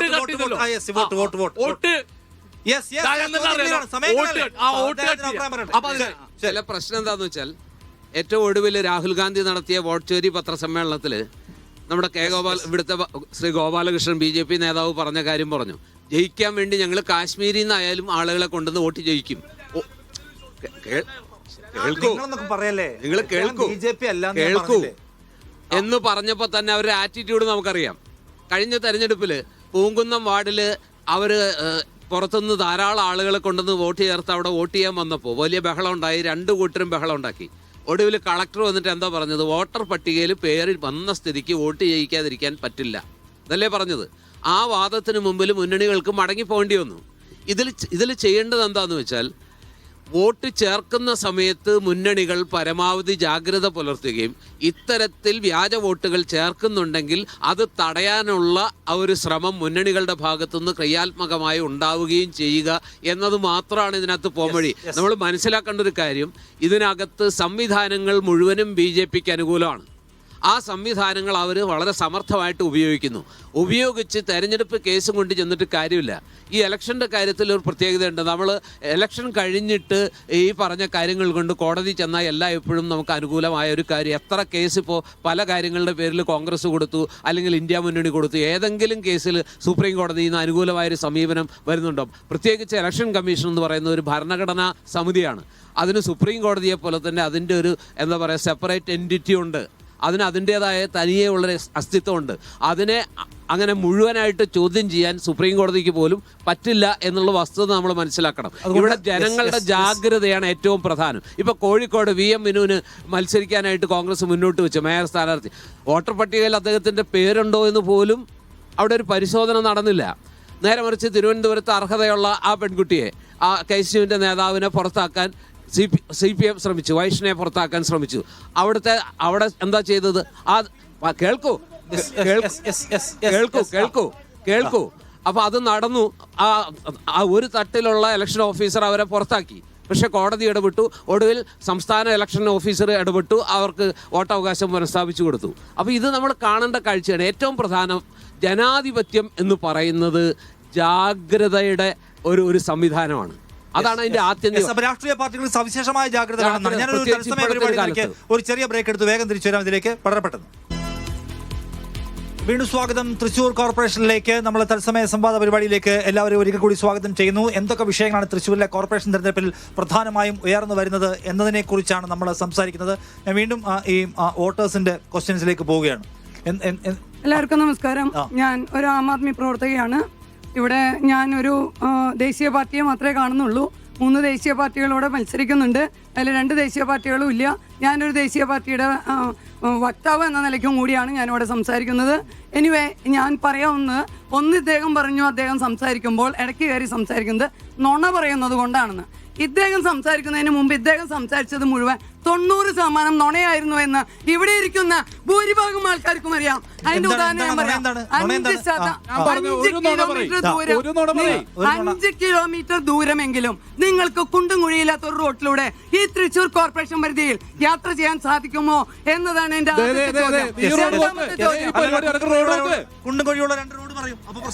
ഞാൻ പറയാം. ഈ നമ്മുടെ ജൂബിലി മിഷൻ ഹോസ്പിറ്റലിന്റെ അവിടുന്ന് നിങ്ങൾ നെല്ലിക്കുന്ന് പള്ളി വരെ ഒന്ന് യാത്ര ചെയ്യുവാണെങ്കിൽ കുണ്ടും കുഴിയില്ലാത്ത ഒരു ചാൻസ് സ്ഥലം നിങ്ങൾക്ക് കാണാൻ പറ്റില്ല. അവിടെ വീണിട്ടുള്ള 5 പേരെ ഹോസ്പിറ്റലിൽ കൊണ്ടുപോയ ആള് എന്ന നിലയ്ക്കും ഒരു തവണ ഞാൻ അവിടെ വീണ് ഹോസ്പിറ്റലിൽ അഡ്മിറ്റ് ആവേണ്ടി വന്നു എന്ന നിലയ്ക്കും എനിക്ക് ശക്തമായിട്ട് അത് പറയാൻ പറ്റും. ഇത് ആ വഴി യാത്ര ചെയ്യുന്ന ഏതെങ്കിലും ആളുകള് എന്നെ ശ്രമിക്കുന്നുണ്ടെങ്കിൽ അവർക്കറിയാമോ സത്യമാണ്. ഈ പൂങ്കുന്നം മുതല് ഈ കുന്നംകുളം വരെയുള്ള റോഡ് Yes. 4 വർഷമായി പണിയാൻ തുടങ്ങിയിട്ട് ഈ റോഡിന്റെ പണി ഇന്നും തീർന്നിട്ടില്ല. കാലാകാലങ്ങളായി ഈ ഇവിടെ വില വർധനവില്ല എന്ന് പറഞ്ഞിട്ട് തൃശ്ശൂർ മുതൽ ഈ പറഞ്ഞ പെരുമ്പിലാവ് വരെയുള്ള സ്ഥലമാണ്. ഓരോ വർഷവും അത് മാരക ദുരന്ത റോഡാണ്, തർക്കമില്ല, ദുരന്ത റോഡാണ്. തൃശ്ശൂർ മുതൽ പെരുമ്പിലാവ് വരെയുള്ള റോഡ് ദുരന്തമാണ്. ഞാൻ സർട്ടിഫൈ ചെയ്യും. മുഖ്യമന്ത്രി ഇവിടെ വന്നിട്ട് സ്ഥലം മാറി വേറെ റൂട്ട് എടുത്ത് പോയി ആ വഴിയിലൂടെ യാത്ര ചെയ്യാൻ അദ്ദേഹം വടക്കാഞ്ചേരി വഴിക്കാ പോവാ. റോഡ് നമ്മളിപ്പോ പറഞ്ഞ റോഡിലൂടെ ആർക്ക് വേണമെങ്കിലും സഞ്ചരിക്കാം. ഞാൻ ഇവിടെ നിന്ന് പറയണേ, എവിടെ കുഴി, എവിടെയാണ് പ്രശ്നം എന്ന് നിങ്ങൾ നമുക്ക് എല്ലാവർക്കും ഇവിടെ ജീവിക്കുന്ന ആളുകളല്ലേ, തൃശ്ശൂര് നഗരത്തിലൂടെ പോകുന്ന ആളുകൾ. ഇപ്പൊ പോയി നോക്ക്, ഇവര് 5 കുഴി ഉണ്ടാക്കിയിട്ട് അവിടെ കാത്തുനിൽക്കാൻ തോന്നുന്നു. അങ്ങനെ തോന്നണേ 5 പേര് ഹോസ്പിറ്റലിൽ കൊണ്ടുപോയി. എന്താ അവർക്ക് പണി? എന്താ കുഴി ഉണ്ടാക്കിയിട്ട് ആളുകൾ വീഴ്ത്താൻ നോക്കിയേക്കാം. അല്ല അങ്ങനെ ഒന്നും നോണ പറയരുത്, നോണ പറയരുത്. ഒരു രാഷ്ട്രീയ അന്ധത പാടില്ല. കാര്യങ്ങൾ പറയണം. സഹോദരി പറഞ്ഞ വിഷയം ഉൾപ്പെടെ ഇവിടെയുള്ള പ്രതിനിധികൾക്ക് പോവാം. ആ സ്ഥലം പരിശോധിക്കട്ടെ. 5 മിനിറ്റ് കഴിഞ്ഞ് ഡിബേറ്റ് കഴിഞ്ഞാൽ ആ സഹോദരിയുമായിട്ട് നമുക്ക് ഒരുമിച്ച് പോവാം. അവര് പറഞ്ഞല്ലോ ഞങ്ങൾ വരുന്നു, ഞങ്ങൾ വെല്ലുവിളിക്കുന്നു. ഈ റോഡിലൂടെ നമുക്ക് സഞ്ചരിക്കാം. കുഴി ഉണ്ടായിരുന്നു, അത് അടച്ചിട്ടുണ്ട്. ഇവർ മാസങ്ങൾക്ക് മുന്നുള്ള കഥ പറയണ റോഡ് പൊളിഞ്ഞു കഴിഞ്ഞാൽ ക്ലിയർ ചെയ്യണ്ട്. റോഡുമായി ബന്ധപ്പെട്ടതിനാണ് എനിക്കും പറയാനുള്ളത്. ഈ റോഡ് നിർമ്മാണം എന്ന് പറഞ്ഞാൽ ഇപ്പൊ ഇലക്ഷനോടനുബന്ധിച്ചിട്ട് ഒരുപാട് റോഡുകൾ വളരെ ദ്രുതഗതിയിൽ നിർമ്മാണങ്ങൾ നടന്നിട്ടുണ്ട്. പക്ഷേ ഈ റോഡുകളുടെ ഈ നിർമ്മാണങ്ങളുടെയൊക്കെ ക്വാളിറ്റി അത് എത്രത്തോളം ഉണ്ടെന്ന് ആദ്യം പരിശോധിക്കേണ്ടതുണ്ട്. ഇപ്പൊ തന്നെ ഞാനിവിടുന്ന് 20 കിലോമീറ്ററോളം 2 വീലറിൽ പോകുന്ന ആളാണ്. ഈ 2 വീലറിൽ പോകുമ്പോൾ തന്നെ പല റോഡുകളും ഈ നിർമ്മാണം കഴിഞ്ഞ പല റോഡുകളും മഴയ്ക്ക് ശേഷം ഇപ്പൊ തന്നെ നാശമായിട്ടുള്ള അവസ്ഥകളുണ്ട്. അതുപോലെ തന്നെ ഇപ്പൊ ഞങ്ങളുടെ ഭാഗത്ത് റോഡ് നിർമ്മാണം നടന്നിരുന്ന അതേ റോഡിൽ തന്നെ പിറ്റേ ദിവസം 2 വീലർ ഒന്ന് സൈഡിൽ കൊണ്ട് പാർക്ക് ചെയ്തപ്പോൾ തന്നെ അതിന്റെ ടാർ ഇളകി പോകുന്നു. അതുപോലെ തന്നെ പല റോഡ് നിർമ്മാണങ്ങളും ഇവിടെ നമ്മൾ തൃശ്ശൂർ തന്നെ കണ്ടിരുന്നു. കോരിച്ചൊരിയുന്ന മഴ ഉള്ള സമയത്ത് ടാറ് കോരി ഒഴിക്കുന്ന വീഡിയോ നമ്മൾ കണ്ടിരുന്നു. പിന്നെ ഒറ്റ കാര്യം കൂടി പിന്നെ റോഡുകളുടെ കാര്യം പറഞ്ഞു. റോഡുകളുടെ കാര്യം പറഞ്ഞ കൂട്ടത്തിൽ ഇവിടെ നമ്മൾ റെയിൽവേ സ്റ്റേഷന് മുമ്പിലുള്ള റോഡ് അവിടെ ഇപ്പോഴും കുണ്ടും കുഴിയായിട്ടാണ് കിടക്കുന്നത്. കേരളത്തിന്റെ സാംസ്കാരിക തലസ്ഥാനമായ തൃശ്ശൂരിന് മൂത്രത്തിന്റെ ദുർഗന്ധം നിഷേധിക്കാൻ പറ്റുമോ? ശക്തൻ പച്ചക്കറി മാർക്കറ്റിൽ ദിവസേന 10,000-കണക്കിന് ആളുകൾ വന്നു പോകുന്ന, ഇതര സംസ്ഥാന തൊഴിലാളികൾ വന്നു പോകുന്ന, ആയിരക്കണക്കിന് ജോലിക്കാരുള്ള തൊഴിലാളികളുള്ള യൂണിയൻ ആളുകളുള്ള ശക്തൻ പച്ചക്കറി മാർക്കറ്റിൽ മൂത്രപ്പുര പണിയാൻ വേണ്ടി ഹൈക്കോടതി പറഞ്ഞിട്ടുണ്ട്. മനുഷ്യാവകാശ കമ്മീഷൻ ഉത്തരവിട്ടിട്ടുണ്ട്. പക്ഷെ അവിടെ 10,000-കണക്കിന് ആളുകൾ നിത്യേന വന്നു പോകുന്ന ശക്തൻ പച്ചക്കറി മാർക്കറ്റ് പകർച്ചവ്യാധികളുടെ പ്രഭവ കേന്ദ്രമാക്കിയിരിക്കുകയാണ് ഇവിടുത്തെ കോർപ്പറേഷനും ഇവിടുത്തെ ഉദ്യോഗസ്ഥരും. ശക്തൻ പച്ചക്കറി മാർക്കറ്റ് ഒരു മൂത്രപ്പുരയില്ല. ശരി, അതിന്റെ മറുപടി എന്താണ്? നോക്കൂ, നമ്മള് ചർച്ച വഴി മാറി പോവാം. ഇവിടെ കുറെ ചോദ്യങ്ങൾ വന്നു. അല്ല, ഇത് ഞാൻ അതിലേക്ക് വരും, യാതൊരു സംശയം വേണ്ട. റോഡിന് ഞാൻ എങ്ങോട്ടും പോകുന്നില്ലല്ലോ. ഞാനിവിടെ ഉണ്ടല്ലോ. ഞങ്ങൾക്ക് പറയാൻ വേണ്ടിയുള്ള അവസരം എന്തായി? ഒന്ന് ഇടപെടാണ്ടിരിക്കും ചേട്ടാ, ഒന്ന് ഇടപെടാണ്ടിരിക്കും. 2300 കോടി രൂപയുടെ വികസനം നടന്നു എന്ന് അവകാശപ്പെടുന്ന ഇവിടുത്തെ LDF ഒരു മൂത്രപ്പുര പോലും പണിയാൻ പറ്റാത്ത അവസ്ഥയിലാണ്. എവിടെ പോയി മേയർ? ഇലക്ഷൻ പ്രഖ്യാപിച്ചതിന് ശേഷം തൃശൂർ മേയർ MK വർഗീസ് എവിടെയാണ്? BJP പാളയത്തിൽ പോയി അടയിരിക്കുന്ന BJPയുടെ പാളയത്തിൽ പോയി അടയിരിക്കുന്ന MK വർഗീസ് എവിടെയാണ്? ഇവര് പറയുന്നു 2300 കോടി വിനോദ് എന്ന് പറയുന്ന പയ്യൻ സ്വന്തം അമ്മയോടൊപ്പം വടക്കുംനാഥൻ ക്ഷേത്രത്തിൽ പോയപ്പോൾ മരിച്ചത് റോഡിലെ കുഴിയിൽ വീണിട്ടല്ലേ? എന്ത് കഷ്ടം നോക്കി നിങ്ങൾ.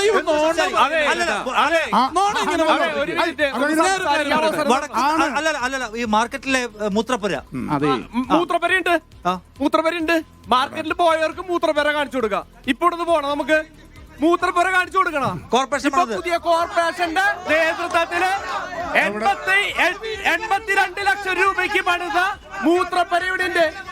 കോർപ്പറേഷൻ ഇവിടെ ഫ്രണ്ടിൽ നോക്കി നിങ്ങളെ സെലിബ്രേറ്റ് ചെയ്യുന്ന വിഷയത്തെ 250 കടമുറികളുള്ള ശക്തൻ പച്ചക്കറി മാർക്കറ്റ് മൂത്രപ്പരയില്ല. ഇവിടെ കോർപ്പറേഷൻ 3000 സ്ക്വയർ ഫീറ്റ് വീട് പണിയുണ്ടെങ്കിൽ അതിന് മൂത്രപ്പര ശക്തൻ പച്ചക്കറി മാർക്കറ്റിൽ മൂത്രപ്പരയില്ല. ശക്തൻ മാർക്കറ്റ് മാത്രമല്ല ശക്തൻ മാർക്കറ്റിലുണ്ടോ? ശക്തൻ മാർക്കറ്റിലുണ്ടോ? ശക്തൻ മാർക്കറ്റിലുണ്ടോ? അല്ല ശക്തൻ മാർക്കറ്റ് അല്ല. ഞങ്ങൾക്ക് പറയാനുള്ള ഒരു അവസരം തരൂ. ഞങ്ങൾ പറയുന്നത് നിങ്ങൾ അത് പറയൂ. ശക്തൻ മാർക്കറ്റിലുണ്ടോ? ശക്തൻ മാർക്കറ്റ് അല്ല, തൊട്ടടുത്തുള്ള ശക്തൻ മാർക്കറ്റിലില്ല. പറയുന്നത് കേൾക്ക്. ശക്തൻ മാർക്കറ്റ് മാത്രമല്ലാതെ ഞങ്ങൾ പറയാനുള്ള ഒരു സൗകര്യം ശക്തൻ പച്ചക്കറി മാർക്കറ്റില് നിലവിലുണ്ടായിരുന്ന മൂത്രപ്പരയും അവിടെ തൊട്ടടുത്തുള്ള മീൻ മാർക്കറ്റിലുള്ള മൂത്രപ്പരയും അവിടെയൊക്കെ നവീകരിച്ച് മുന്നോട്ട് പോയിട്ടുണ്ട്. നവീകരണം ചെയ്തിട്ടുണ്ട്, പൂർണ്ണമായിട്ട് നടക്കുന്നുണ്ട്. ഈ 2500 കോടി രൂപയുടെ വികസനം എന്ന് പറയുന്നത് നിങ്ങൾ പറയുന്നുണ്ടല്ലോ, ഇല്ല എന്ന് നിങ്ങളൊന്ന് പുറത്തേക്ക് നോക്കണം. ഈ കാണുന്ന BFCC റോഡ് ഈ കാലഘട്ടത്തിൽ പണിതിട്ടുള്ളതാണ്. നിങ്ങൾ എന്താണ് കാടടിച്ചു വെടിവെക്കുന്നത്? ഈ രീതിയിലുള്ള നിലപാടില്ല. തൃശ്ശൂർ കോർപ്പറേഷൻ അഭിമാനകരമായിട്ടുള്ള ഒട്ടനവധി പ്രവർത്തനങ്ങള് ഈ കണ്ണിന് മുന്നിൽ തന്നെ കാണുന്നുണ്ട്.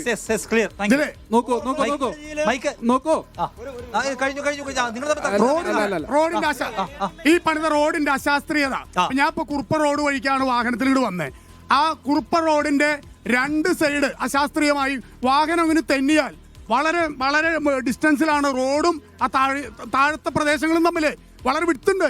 ഇത്തരത്തിലുള്ള അശാസ്ത്രീയത വരുമ്പോൾ ഒരുപാട് അപകടങ്ങൾ ഉണ്ടായിക്കൊണ്ടിരിക്കുക. മഴ പെയ്യുമ്പോൾ വെള്ളം മുഴുവൻ കുറുപ്പ റോഡ് മഴ പെയ്യുമ്പോൾ അവിടെയുള്ള കടക്കാരുടെ പ്രശ്നങ്ങൾ പണിത ഒരു കോട്ടയത്ത് ഒരു ആകാശപാതയുണ്ട്.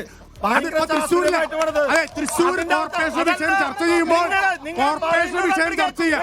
പിന്നെ ഒരു മിനിറ്റ്, തൃശ്ശൂർ കോർപ്പറേഷൻ വിഷയം ഞാൻ ഒരു കാര്യം പറഞ്ഞുതരാം. ആകാശപാതയുടെ കാര്യമാണ്. അതെ, അതവിടെ നിൽക്കട്ടെ. ഇവിടെ 10 വർഷം കോട്ടയത്ത് ഈ ആകാശപാത പണിതിട്ട് 10 വർഷം LDF ഭരിച്ചതിന് ശേഷവും ഇത് പറയാനായിട്ട് എന്താണ് റൈറ്റ്? ആ ആകാശപാത വേണ്ട പോലെ വിനിയോഗിക്കാൻ എന്തുകൊണ്ട് കഴിഞ്ഞില്ല? ആകാശപാത അശാസ്ത്രീയ പ്രശ്നമാണ്. നിങ്ങൾ തമ്മിൽ അങ്ങോട്ടും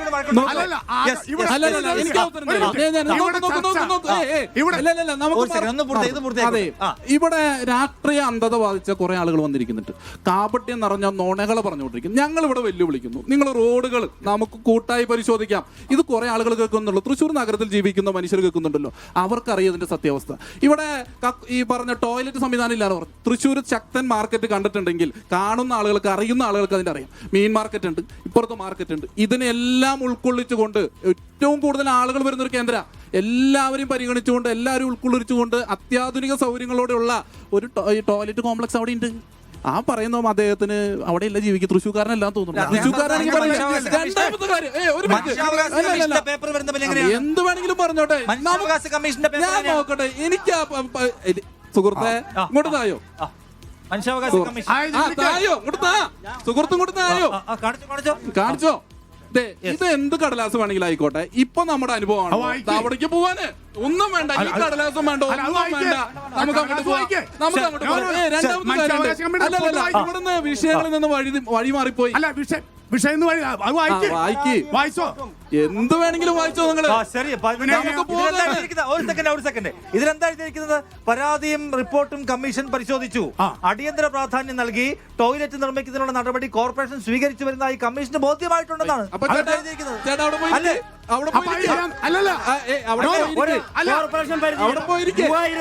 വീട് പണി, റൂം പണി, അതിന് ടോയ്ലറ്റ് വേണം. അതുപോലെ തന്നെ നിയമം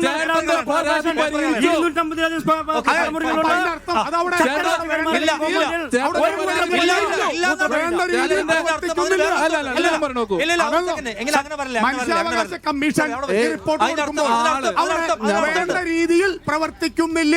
സംഗതിയില്ല. ഒരു മിനിറ്റ് ഒന്ന് ചേട്ടന്റെ പ്രശ്നം ഇപ്പൊ പരിഹരിക്കപ്പെട്ടിട്ടുണ്ടല്ലോ. ചേട്ടാ അവിടെ പോയിരിക്കും. പ്രശ്നം പരിഹരിക്കപ്പെട്ടിട്ടുണ്ട്. ചേട്ടാ അവിടെ പോയിരിക്കും.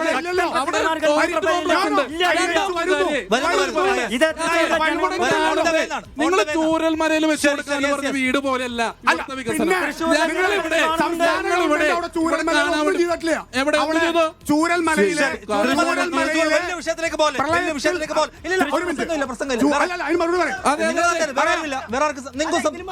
ഒന്ന് സംസാരിക്കാൻ ചോദിക്കാനില്ല. ഇതിന് മറുപടി പറയാം. അങ്ങനെ എപ്പോഴും പറയും. അതെ, ഇന്ത്യ ഇപ്പോഴത്തെ കോർപ്പറേഷൻ വികസനമാണല്ലോ പറയാൻ പറഞ്ഞത്. മുണ്ടക്കായി ചുരം വരെ ദൂരത്തിന് എന്തായാലും ആള് മറുപടി പറയില്ല. അത് ജനുവരിയിൽ ഇത് കൊടുക്കുമ്പോൾ അതോടെ അടപ്പൂരും കോൺഗ്രസിന്. അത് വേറെ കാര്യം. അതായത് ഇന്ത്യയിൽ 5000 നഗരങ്ങളുണ്ടെന്നാണ് പറയുന്നത്. അതിൽ 368 സ്ഥാനമായിരുന്നു ഏത് ക്ലീൻ സിറ്റിയുടെ പട്ടികയില്. ഇപ്പൊ അത് 58 സ്ഥാനമായിട്ട് മാറിയിട്ടുണ്ട്. അത് സീറോ വേസ്റ്റ് എന്നുള്ള ഇടതുപക്ഷത്തിന്റെ വാഗ്ദാനം നടപ്പിലാക്കിയതിന്റെ ഭാഗമായിട്ടാണ് ഈ 58 സ്ഥാനത്തേക്ക് എത്തിയത്. റോസൽ രാജ് പറഞ്ഞു ലേണിംഗ് സിറ്റി ആയിട്ട് നമ്മുടെ സിറ്റിയെ തെരഞ്ഞെടുക്കുന്നത്. ഇത് വെറുതെ ഒന്നല്ല. മഴ പെയ്തപ്പോ റോട്ടിൽ കുഴി വീണ് എല്ലാവർക്കും വീഴുന്നുണ്ട്. ഇവരുടെ ഡിവിഷനിലും വരും. അത് അടച്ചു. അത് കൃത്യമായി അടച്ച് 1500 കോടിയുടെ നിങ്ങളുടെ 72 കോടി ചൂരൽമല ഇത്രയും വലിയ വിഷയമായിട്ട് പറയുന്നുണ്ടല്ലോ. വിജയ് മല്യ കൊടുത്ത ശബരിമല സ്വർണത്തിൽ ഇപ്പോഴും ഒരാൾ മുൻ എം എൽ എ അറസ്റ്റ് ആയിരുന്നു. പുത്തൂര് മൃഗശാല 10 മാനുകൾ ചത്തു. അത് നായ കടിച്ചിട്ടില്ലേ? നായ കടിച്ചു ചത്തു. എങ്ങനെ നായ കടിച്ചു ചത്തു? നായകത്ത് കയറി നായകത്ത് കയറി 10 മാനുകൾ ചത്തു. ചത്തില്ലേ? അതിനുശേഷം എന്തെങ്കിലും നടപടി എടുത്തോ?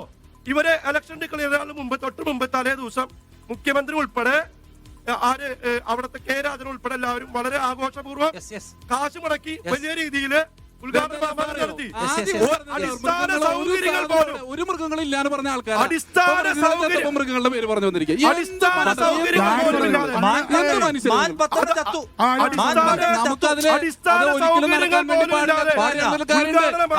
നടത്തി. ഞാൻ ഇതിന്റെ കോൺഗ്രസ്സുകാർ പറയുന്നത് അത് ഞങ്ങൾ കൃത്യമായി പരിശോധിക്കുന്നത്. കോൺഗ്രസ്സുകാരല്ലേ? കോൺഗ്രസിന്റെ യൂണിയൻ നേതാവല്ലേ?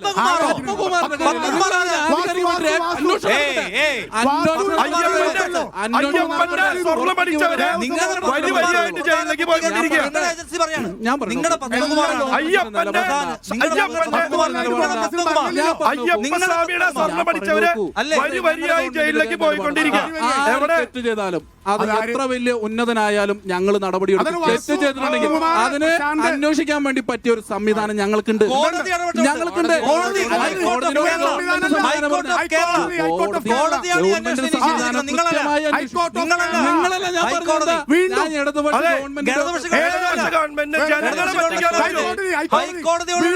വീണ്ടും സ്വർണം ഉണ്ണികൃഷ്ണൻ പോറ്റിക്ക് തന്നെ കൊടുക്കാൻ തീരുമാനിച്ചു. ചെമ്പ്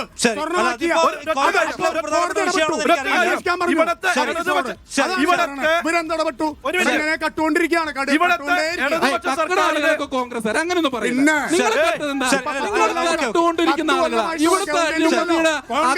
കൊല്ലമായി UDF ഗവൺമെന്റ് ഇല്ല. ഇവിടെ ഈ പറയുന്ന പത്മകുമാർ ദേവസ്വം ബോർഡ് പ്രസിഡന്റ്, മുൻ MLA, CPM നേതാവ്, ഇപ്പോഴും ജില്ലാ കമ്മിറ്റി അംഗം പത്തനംതിട്ട. അത് കഴിഞ്ഞ വാസു അവിടെ കമ്മീഷണറായിരുന്നു. 6 മാസം കഴിഞ്ഞപ്പോൾ പ്രസിഡന്റായി.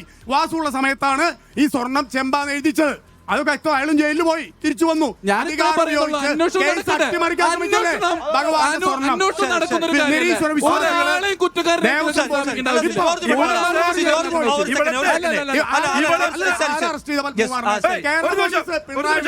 ജോർജ് പടിവാറ, ഈ ഇത്തരം വിശ്വാസ പ്രശ്നങ്ങൾ തദ്ദേശത്തിൽ പ്രധാനപ്പെട്ട ഫാക്ടറാണോ?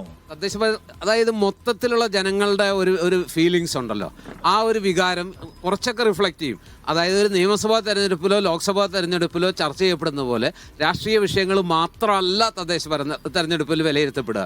ആ സ്ഥാനാർത്ഥിയുടെ വ്യക്തിത്വം, ആ പ്രത്യേക പ്രദേശത്തെ വികസനങ്ങൾ, അവിടുത്തെ മൊത്തത്തിലുള്ള രാഷ്ട്രീയ പാർട്ടികളുടെ മൊത്തത്തിലുള്ള പ്രകടനമൊക്കെ വിലയിരുത്തും. നമ്മൾ പറയുന്ന പോലെ ഇപ്പോൾ ലോക്സഭാ തെരഞ്ഞെടുപ്പിലോ അല്ലെങ്കിൽ നിയമസഭാ തെരഞ്ഞെടുപ്പിലോ ഉള്ള അളവിൽ ഒരു പക്ഷേ രാഷ്ട്രീയം ചർച്ച ചെയ്യപ്പെട്ടേക്കില്ല എന്ന് മാത്രമേ ഉള്ളൂ. എന്ന് കരുതി രാഷ്ട്രീയം ചർച്ച ചെയ്യപ്പെടാതിരിക്കില്ല. കേരളം പോലെ വളരെ രാഷ്ട്രീയ പ്രബുദ്ധമായൊരു സംസ്ഥാനത്ത് അടിസ്ഥാനപരമായി രാഷ്ട്രീയത്തിൻ്റെ അടിസ്ഥാനത്തിൽ തന്നെയാകും വലിയൊരളവിൽ വോട്ട് നടക്കുക. പ്രത്യേകിച്ചും ജില്ലാ പഞ്ചായത്ത് തെരഞ്ഞെടുപ്പിലൊക്കെ പക്കാ രാഷ്ട്രീയ അടിസ്ഥാനത്തിൽ തന്നെയായിരിക്കും വോട്ടെടുപ്പ്. ഒരു വലിയ അളവ് വരെ കോർപ്പറേഷനിലും ഈ രാഷ്ട്രീയം തന്നെ പ്രതിഫലിക്കും എന്നുള്ളത് തീർച്ചയാണ്. അവിടെ വ്യക്തിത്വം മാത്രമല്ല, നേരത്തെ പറഞ്ഞൊന്നുമല്ല, എപ്പോഴും അത് തന്നെയാണ് പറയുന്നത്. എപ്പോഴും അത് തന്നെയാണ് പറയുന്നത്. പറയട്ടെ, ഇവിടത്തെ ഇടതുപക്ഷത്തിന് ജനങ്ങളെ പറ്റിക്കാൻ എല്ലാം പറ്റും. വിലയിരുത്തപ്പെടുന്നു പക്ഷേ അയ്യപ്പസ്വാമിനെ പറ്റിക്കാൻ പറ്റില്ല. അയ്യപ്പസ്വാമിനെ പറ്റിക്കാൻ പറ്റില്ല. ഈ BJP-നെക്കാളും വർഗീയതയും മതത്തെ ഉപയോഗിക്കുന്ന ആളുകളെ കോൺഗ്രസും ഏറ്റവും മോശമായി മതത്തിന്റെ പേരിൽ മനുഷ്യന്റെ മനസ്സിനകത്ത് അസ്വസ്ഥത ഉണ്ടാക്കുന്ന പാർട്ടി ഇവരുടെ പ്രത്യേകത എന്താ അറിയോ? തൃശ്ശൂര് 3 പ്രവർത്തകര് സ്വന്തം പാർട്ടിയിലെ ലാൽജി കൊള്ളനൂര്, മധു ഇച്ചരത്ത്, അനീഫ, തൃശ്ശൂർക്കാര കോൺഗ്രസ് പാർട്ടിയിലുള്ള ആളുകൾ അങ്ങോട്ടും ഇങ്ങോട്ടും കൊന്ന ആളുകളാ. ഇന്ന് രാവിലെ TCC ഓഫീസിൽ തമ്മിത്തല്ല ഒരു പഞ്ചായത്തിൽ നിന്ന് ആളുകൾ വന്ന് കുത്തിയിരിക്കുക. ഞാൻ വരുന്ന പഞ്ചായത്തുണ്ട്, തൃക്കൂര് പഞ്ചായത്ത്. അവിടെ കഴിഞ്ഞ കുറച്ച് ദിവസമായിട്ട് എന്താ നടക്കണേ അറിയോ? ഇതിനു മുമ്പുണ്ടായിരുന്ന ജില്ലാ സെക്രട്ടറിമാരും ഒക്കെ മാറ്റപ്പെട്ടത് എങ്ങനെയാണ്? സുഹൃത്തെ, ഭൂമി വാങ്ങുമ്പോൾ പാർട്ടി ഓഫീസിന് ഭൂമി വാങ്ങി അഴിമതി വിഷയങ്ങൾ അതിലൂടെ എന്നിട്ടാണ് ഇദ്ദേഹം വന്നിരിക്കുന്നത് ഈ സ്ഥാനത്ത്. പാർട്ടി തെരഞ്ഞെടുത്ത ആളുകള് എന്റെ ചോദ്യം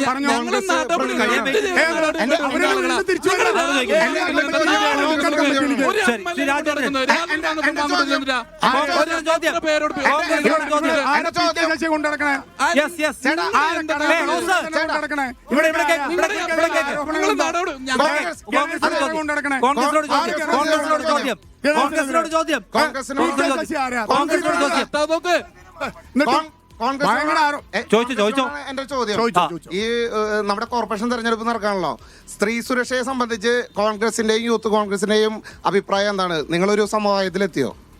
രാഹുൽ മാങ്കൂട്ടത്തിൽ ഇപ്പോഴും സ്ഥാനാർത്ഥി പ്രഖ്യാപന പരിപാടിയിലൊക്കെ ഉണ്ട്. നിങ്ങൾ പുറത്താക്കിയെന്ന് പറയുകയും ചെയ്യുന്നു. ഏതാ ഈ പറയുന്ന പഞ്ചായത്ത് ഇലക്ഷനിൽ? രാഹുൽ മാങ്കൂട്ടത്തിൽ കേരളത്തിലെ ഒരു MLA ആണ്. അദ്ദേഹം സർക്കാർ പരിപാടികളിൽ പങ്കെടുത്തുകൊണ്ടിരിക്കുന്നു. കോൺഗ്രസിന്റെ പരിപാടിയിൽ പങ്കെടുക്കുന്നുണ്ട്. ഞാൻ പറഞ്ഞു കേട്ടെ ഈ പറയുന്ന രീതിയിൽ കോൺഗ്രസിന്റെ ഔദ്യോഗികമായ പരിപാടിയിൽ അദ്ദേഹം പങ്കെടുക്കുന്നില്ല എന്ന് KPC അറിയിച്ചിട്ടുണ്ട്. പിന്നെ ചില സമയങ്ങളിൽ ഞാൻ പറഞ്ഞോട്ടെ, പാലക്കാട് ബിരായിരിൽ അദ്ദേഹം സ്ഥാനാർത്ഥി പ്രഖ്യാപനത്തിൽ പങ്കെടുത്ത് ഷാൾ അണിയിച്ചു. ഞാനൊരു കാര്യം പറയട്ടെ, CPM-ൽ മാറ്റി നിർത്തപ്പെട്ട PK ശശി ഇപ്പൊ എന്ന് വലിയ വാർത്ത വന്നുകൊണ്ടിരിക്കുക. PK ശശി റിബൽ സ്ഥാനാർത്ഥി അല്ല, ഞാൻ പറഞ്ഞു കേട്ടത് ഒന്നും ഉണ്ടാക്കിയ സുഹൃത്തെ, PK ശശി റിബൽ സ്ഥാനാർത്ഥികളെ നിർത്തിക്കൊണ്ടിരിക്കുക. CPM-ന്റെ നേതാവാണ്. ഇപ്പോഴും അദ്ദേഹം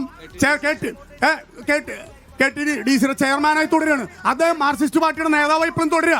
അപ്പോൾ രാഹുൽ മാങ്കൂട്ടത്തിനെ പാർട്ടി മാറ്റി നിർത്തിയിരിക്കുകയാണ്. ഒരു തർക്കം അതിലില്ല, ഒരു തർക്കവുമില്ല. അതന്നെ അതിന്റെ പാർട്ടി മാറ്റിയെടുത്തിരിക്കുകയാണ്. പുതിയ ആൾക്കാരുണ്ടോ? വേറെ ക്വസ്റ്റ്യൻ ഉണ്ടോ? ഞാൻ നിങ്ങൾ അങ്ങോട്ടും ഇങ്ങോട്ടും വഴക്കുണ്ടാക്കല്ലേ? അങ്ങനത്തെ പരിപാടിയാണ്.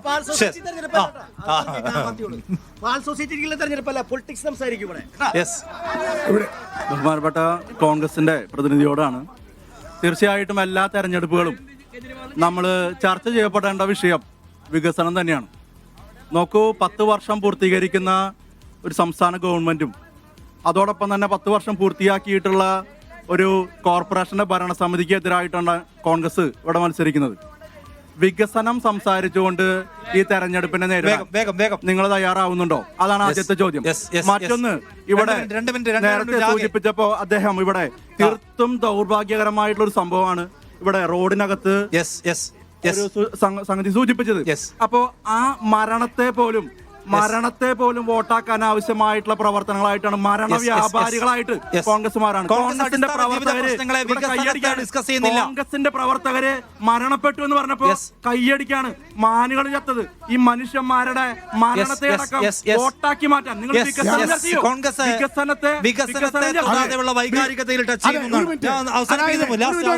വികസനം തന്നെയാണ് പ്രധാന പ്രശ്നം. വികസനം തന്നെയാണ് പ്രധാനപ്പെട്ട പ്രശ്നം. കേരളത്തിലെ ഉമ്മൻചാണ്ടിയുടെ ഗവൺമെന്റ് 2016-ൽ ഭരണമാറ്റം മാറുമ്പോൾ കേരളത്തിൽ പൊതുക്കടം എത്രയാണ്? ഇന്നത്തെ പൊതുക്കടം നേരത്തെ ഒരു കാര്യം, 3724 വീട് ഇവർ പണിത് കൊടുത്തിട്ടുള്ളൂ. പണി പൂർത്തീകരിച്ചത് ഞാൻ നേരത്തെ മറന്നുപോയതാ. 3724 വീട്. അപ്പൊ ഞാൻ പറഞ്ഞ വിഷയം തൃശ്ശൂർ കോർപ്പറേഷൻ മാത്രമല്ല, 86 പഞ്ചായത്തും 7 മുനിസിപ്പാലിറ്റിയും അടക്കമുള്ള തൃശ്ശൂർ ജില്ലയിൽ ഇവിടെ സർക്കാർ ആര് ഭരിക്കുള്ള ജനം തീരുമാനിക്കട്ടെ. സർക്കാർ പ്ലാൻ ഫണ്ട് എത്ര സമയത്ത് എങ്ങനെയൊക്കെയാ സർക്കാർ പ്ലാൻ ഫണ്ട് കോൺഗ്രസ് നേതൃത്വം കൊടുക്കുന്ന ഈ പൊതുവേദിയിൽ വെച്ച് വെല്ലുവിളിക്കുക. കോൺഗ്രസ് നേതൃത്വം കൊടുക്കുന്ന തദ്ദേശ സ്ഥാപനങ്ങളിലേക്ക് നമുക്ക് പോകാം. ഞങ്ങൾ നേതൃത്വം കൊടുക്കുന്ന തദ്ദേശ സ്ഥാപനങ്ങൾക്ക് ബ്രാൻഡ് ഫണ്ട് മുഴുവൻ അട്ടിമറിക്കലാണ് ഇരിങ്ങാലക്കുട സർക്കാർ മുനിസിപ്പാലിറ്റി വളരെ മോശമായ സ്ഥിതിയാ. ഇപ്പുറത്തെ പഞ്ചായത്തുകൾ എടുത്ത് നോക്കൂ, എല്ലാ സർക്കാരിന്റെ പദ്ധതികളും തൃശ്ശൂരിലെ മനുഷ്യരെ സംബന്ധിച്ച് ഇവിടെ ഒരു ഹെൽത്തി അഡ്മിനിസ്ട്രേഷൻ ഉണ്ടാവുക എന്ന പ്രധാനമാണ്. കാരണം ഇതിപ്പോ ആടിക്കളിക്കുന്നതാണ്. ഒരു മേയർക്ക് വേണമെങ്കിൽ എന്ത് കളിയും കളിക്കാൻ കഴിയുന്ന തരത്തിലുള്ള ഒരു അൺസർട്ടനിറ്റി ഇവിടെ ഉണ്ട്. അതുകൊണ്ട് ഒരു സ്ട്രോങ്ങർ ആയിട്ടുള്ള ഭരണകൂടം ഭരണം, ഭരണസമിതി ഭരണം ജനങ്ങൾ ആഗ്രഹിക്കുമല്ലോ. അതിലേക്ക് ചിന്തിക്കാൻ അവരെ പ്രേരിപ്പിക്കുന്ന അതിലേക്കുള്ള വഴികൾ, അതിന്റെ ഫാക്ടേഴ്സ് എന്തൊക്കെയായിരിക്കും തോന്നുന്നത്? അത് ആർക്ക് ഗുണം ഉണ്ടാക്കുന്നതാണ്? തീർച്ചയായിട്ടും ഡിവൈഎഫ്ഐയുടെ ജില്ലാ സെക്രട്ടറി പറഞ്ഞതുപോലെ അവർ മുന്നോട്ട് വെക്കുന്ന വികസന പദ്ധതികൾ, ഈ പറഞ്ഞ ഇപ്പോൾ IM വിജയൻ കോംപ്ലക്സ് ഒക്കെ തീർച്ചയായിട്ടും തൃശ്ശൂരിനെ സംബന്ധിച്ചിടത്തോളം വലിയ നേട്ടമായിട്ട് അവർക്ക് ഉയർത്തിപ്പിടിക്കാവുന്ന കാര്യങ്ങൾ തന്നെയാണ്. അതെല്ലാം ഉള്ളപ്പോഴും മറുവശത്ത് മറ്റു പല സ്ഥലങ്ങളിൽ ഇപ്പൊ ഇത്രയും കാലമായിട്ട് ആ കൊടുങ്ങല്ലൂർ ഈ തൃശ്ശൂർ റോഡ് ഇതുവരെ പൂർത്തി എത്ര ഇങ്ങനെ ഒരുപാട് വിഷയങ്ങൾ അപ്പോഴും അവശേഷിക്കുന്നുണ്ട്. കുന്നംകുളത്തേക്ക് യാത്ര ചെയ്യുന്ന മനുഷ്യർ നേരിടുന്ന പ്രശ്നമുണ്ട്. റോഡിന്റെ പണി മനോഹരമായി നടന്നുകൊണ്ടിരിക്കുന്നു. സാധാരണ റോഡ് പണി അറിയാവുന്ന കാര്യമാണ്. ഇതെല്ലാം ജനങ്ങൾ നേരിട്ട് അനുഭവിക്കുന്ന വിഷയങ്ങളാണ്. ആത്മവിശ്വാസം ഇരുപക്ഷത്തും ഉണ്ടാക്കുന്നുണ്ട്. വിവിധങ്ങളായ വിഷയങ്ങളും സങ്കീർണമായ രാഷ്ട്രീയ ഭൂമികയുമാണ് ഇത്തവണയും തൃശ്ശൂരിലെ തന്നെ കാണാം. അവസാനിപ്പിക്കുകയാണ്. Thank you. അടുത്ത ദിവസം മറ്റൊരു കോർപ്പറേഷനിൽ കാണാം. ഈ ചർച്ചയിൽ പങ്കെടുത്ത എല്ലാവർക്കും നന്ദി. Thank you.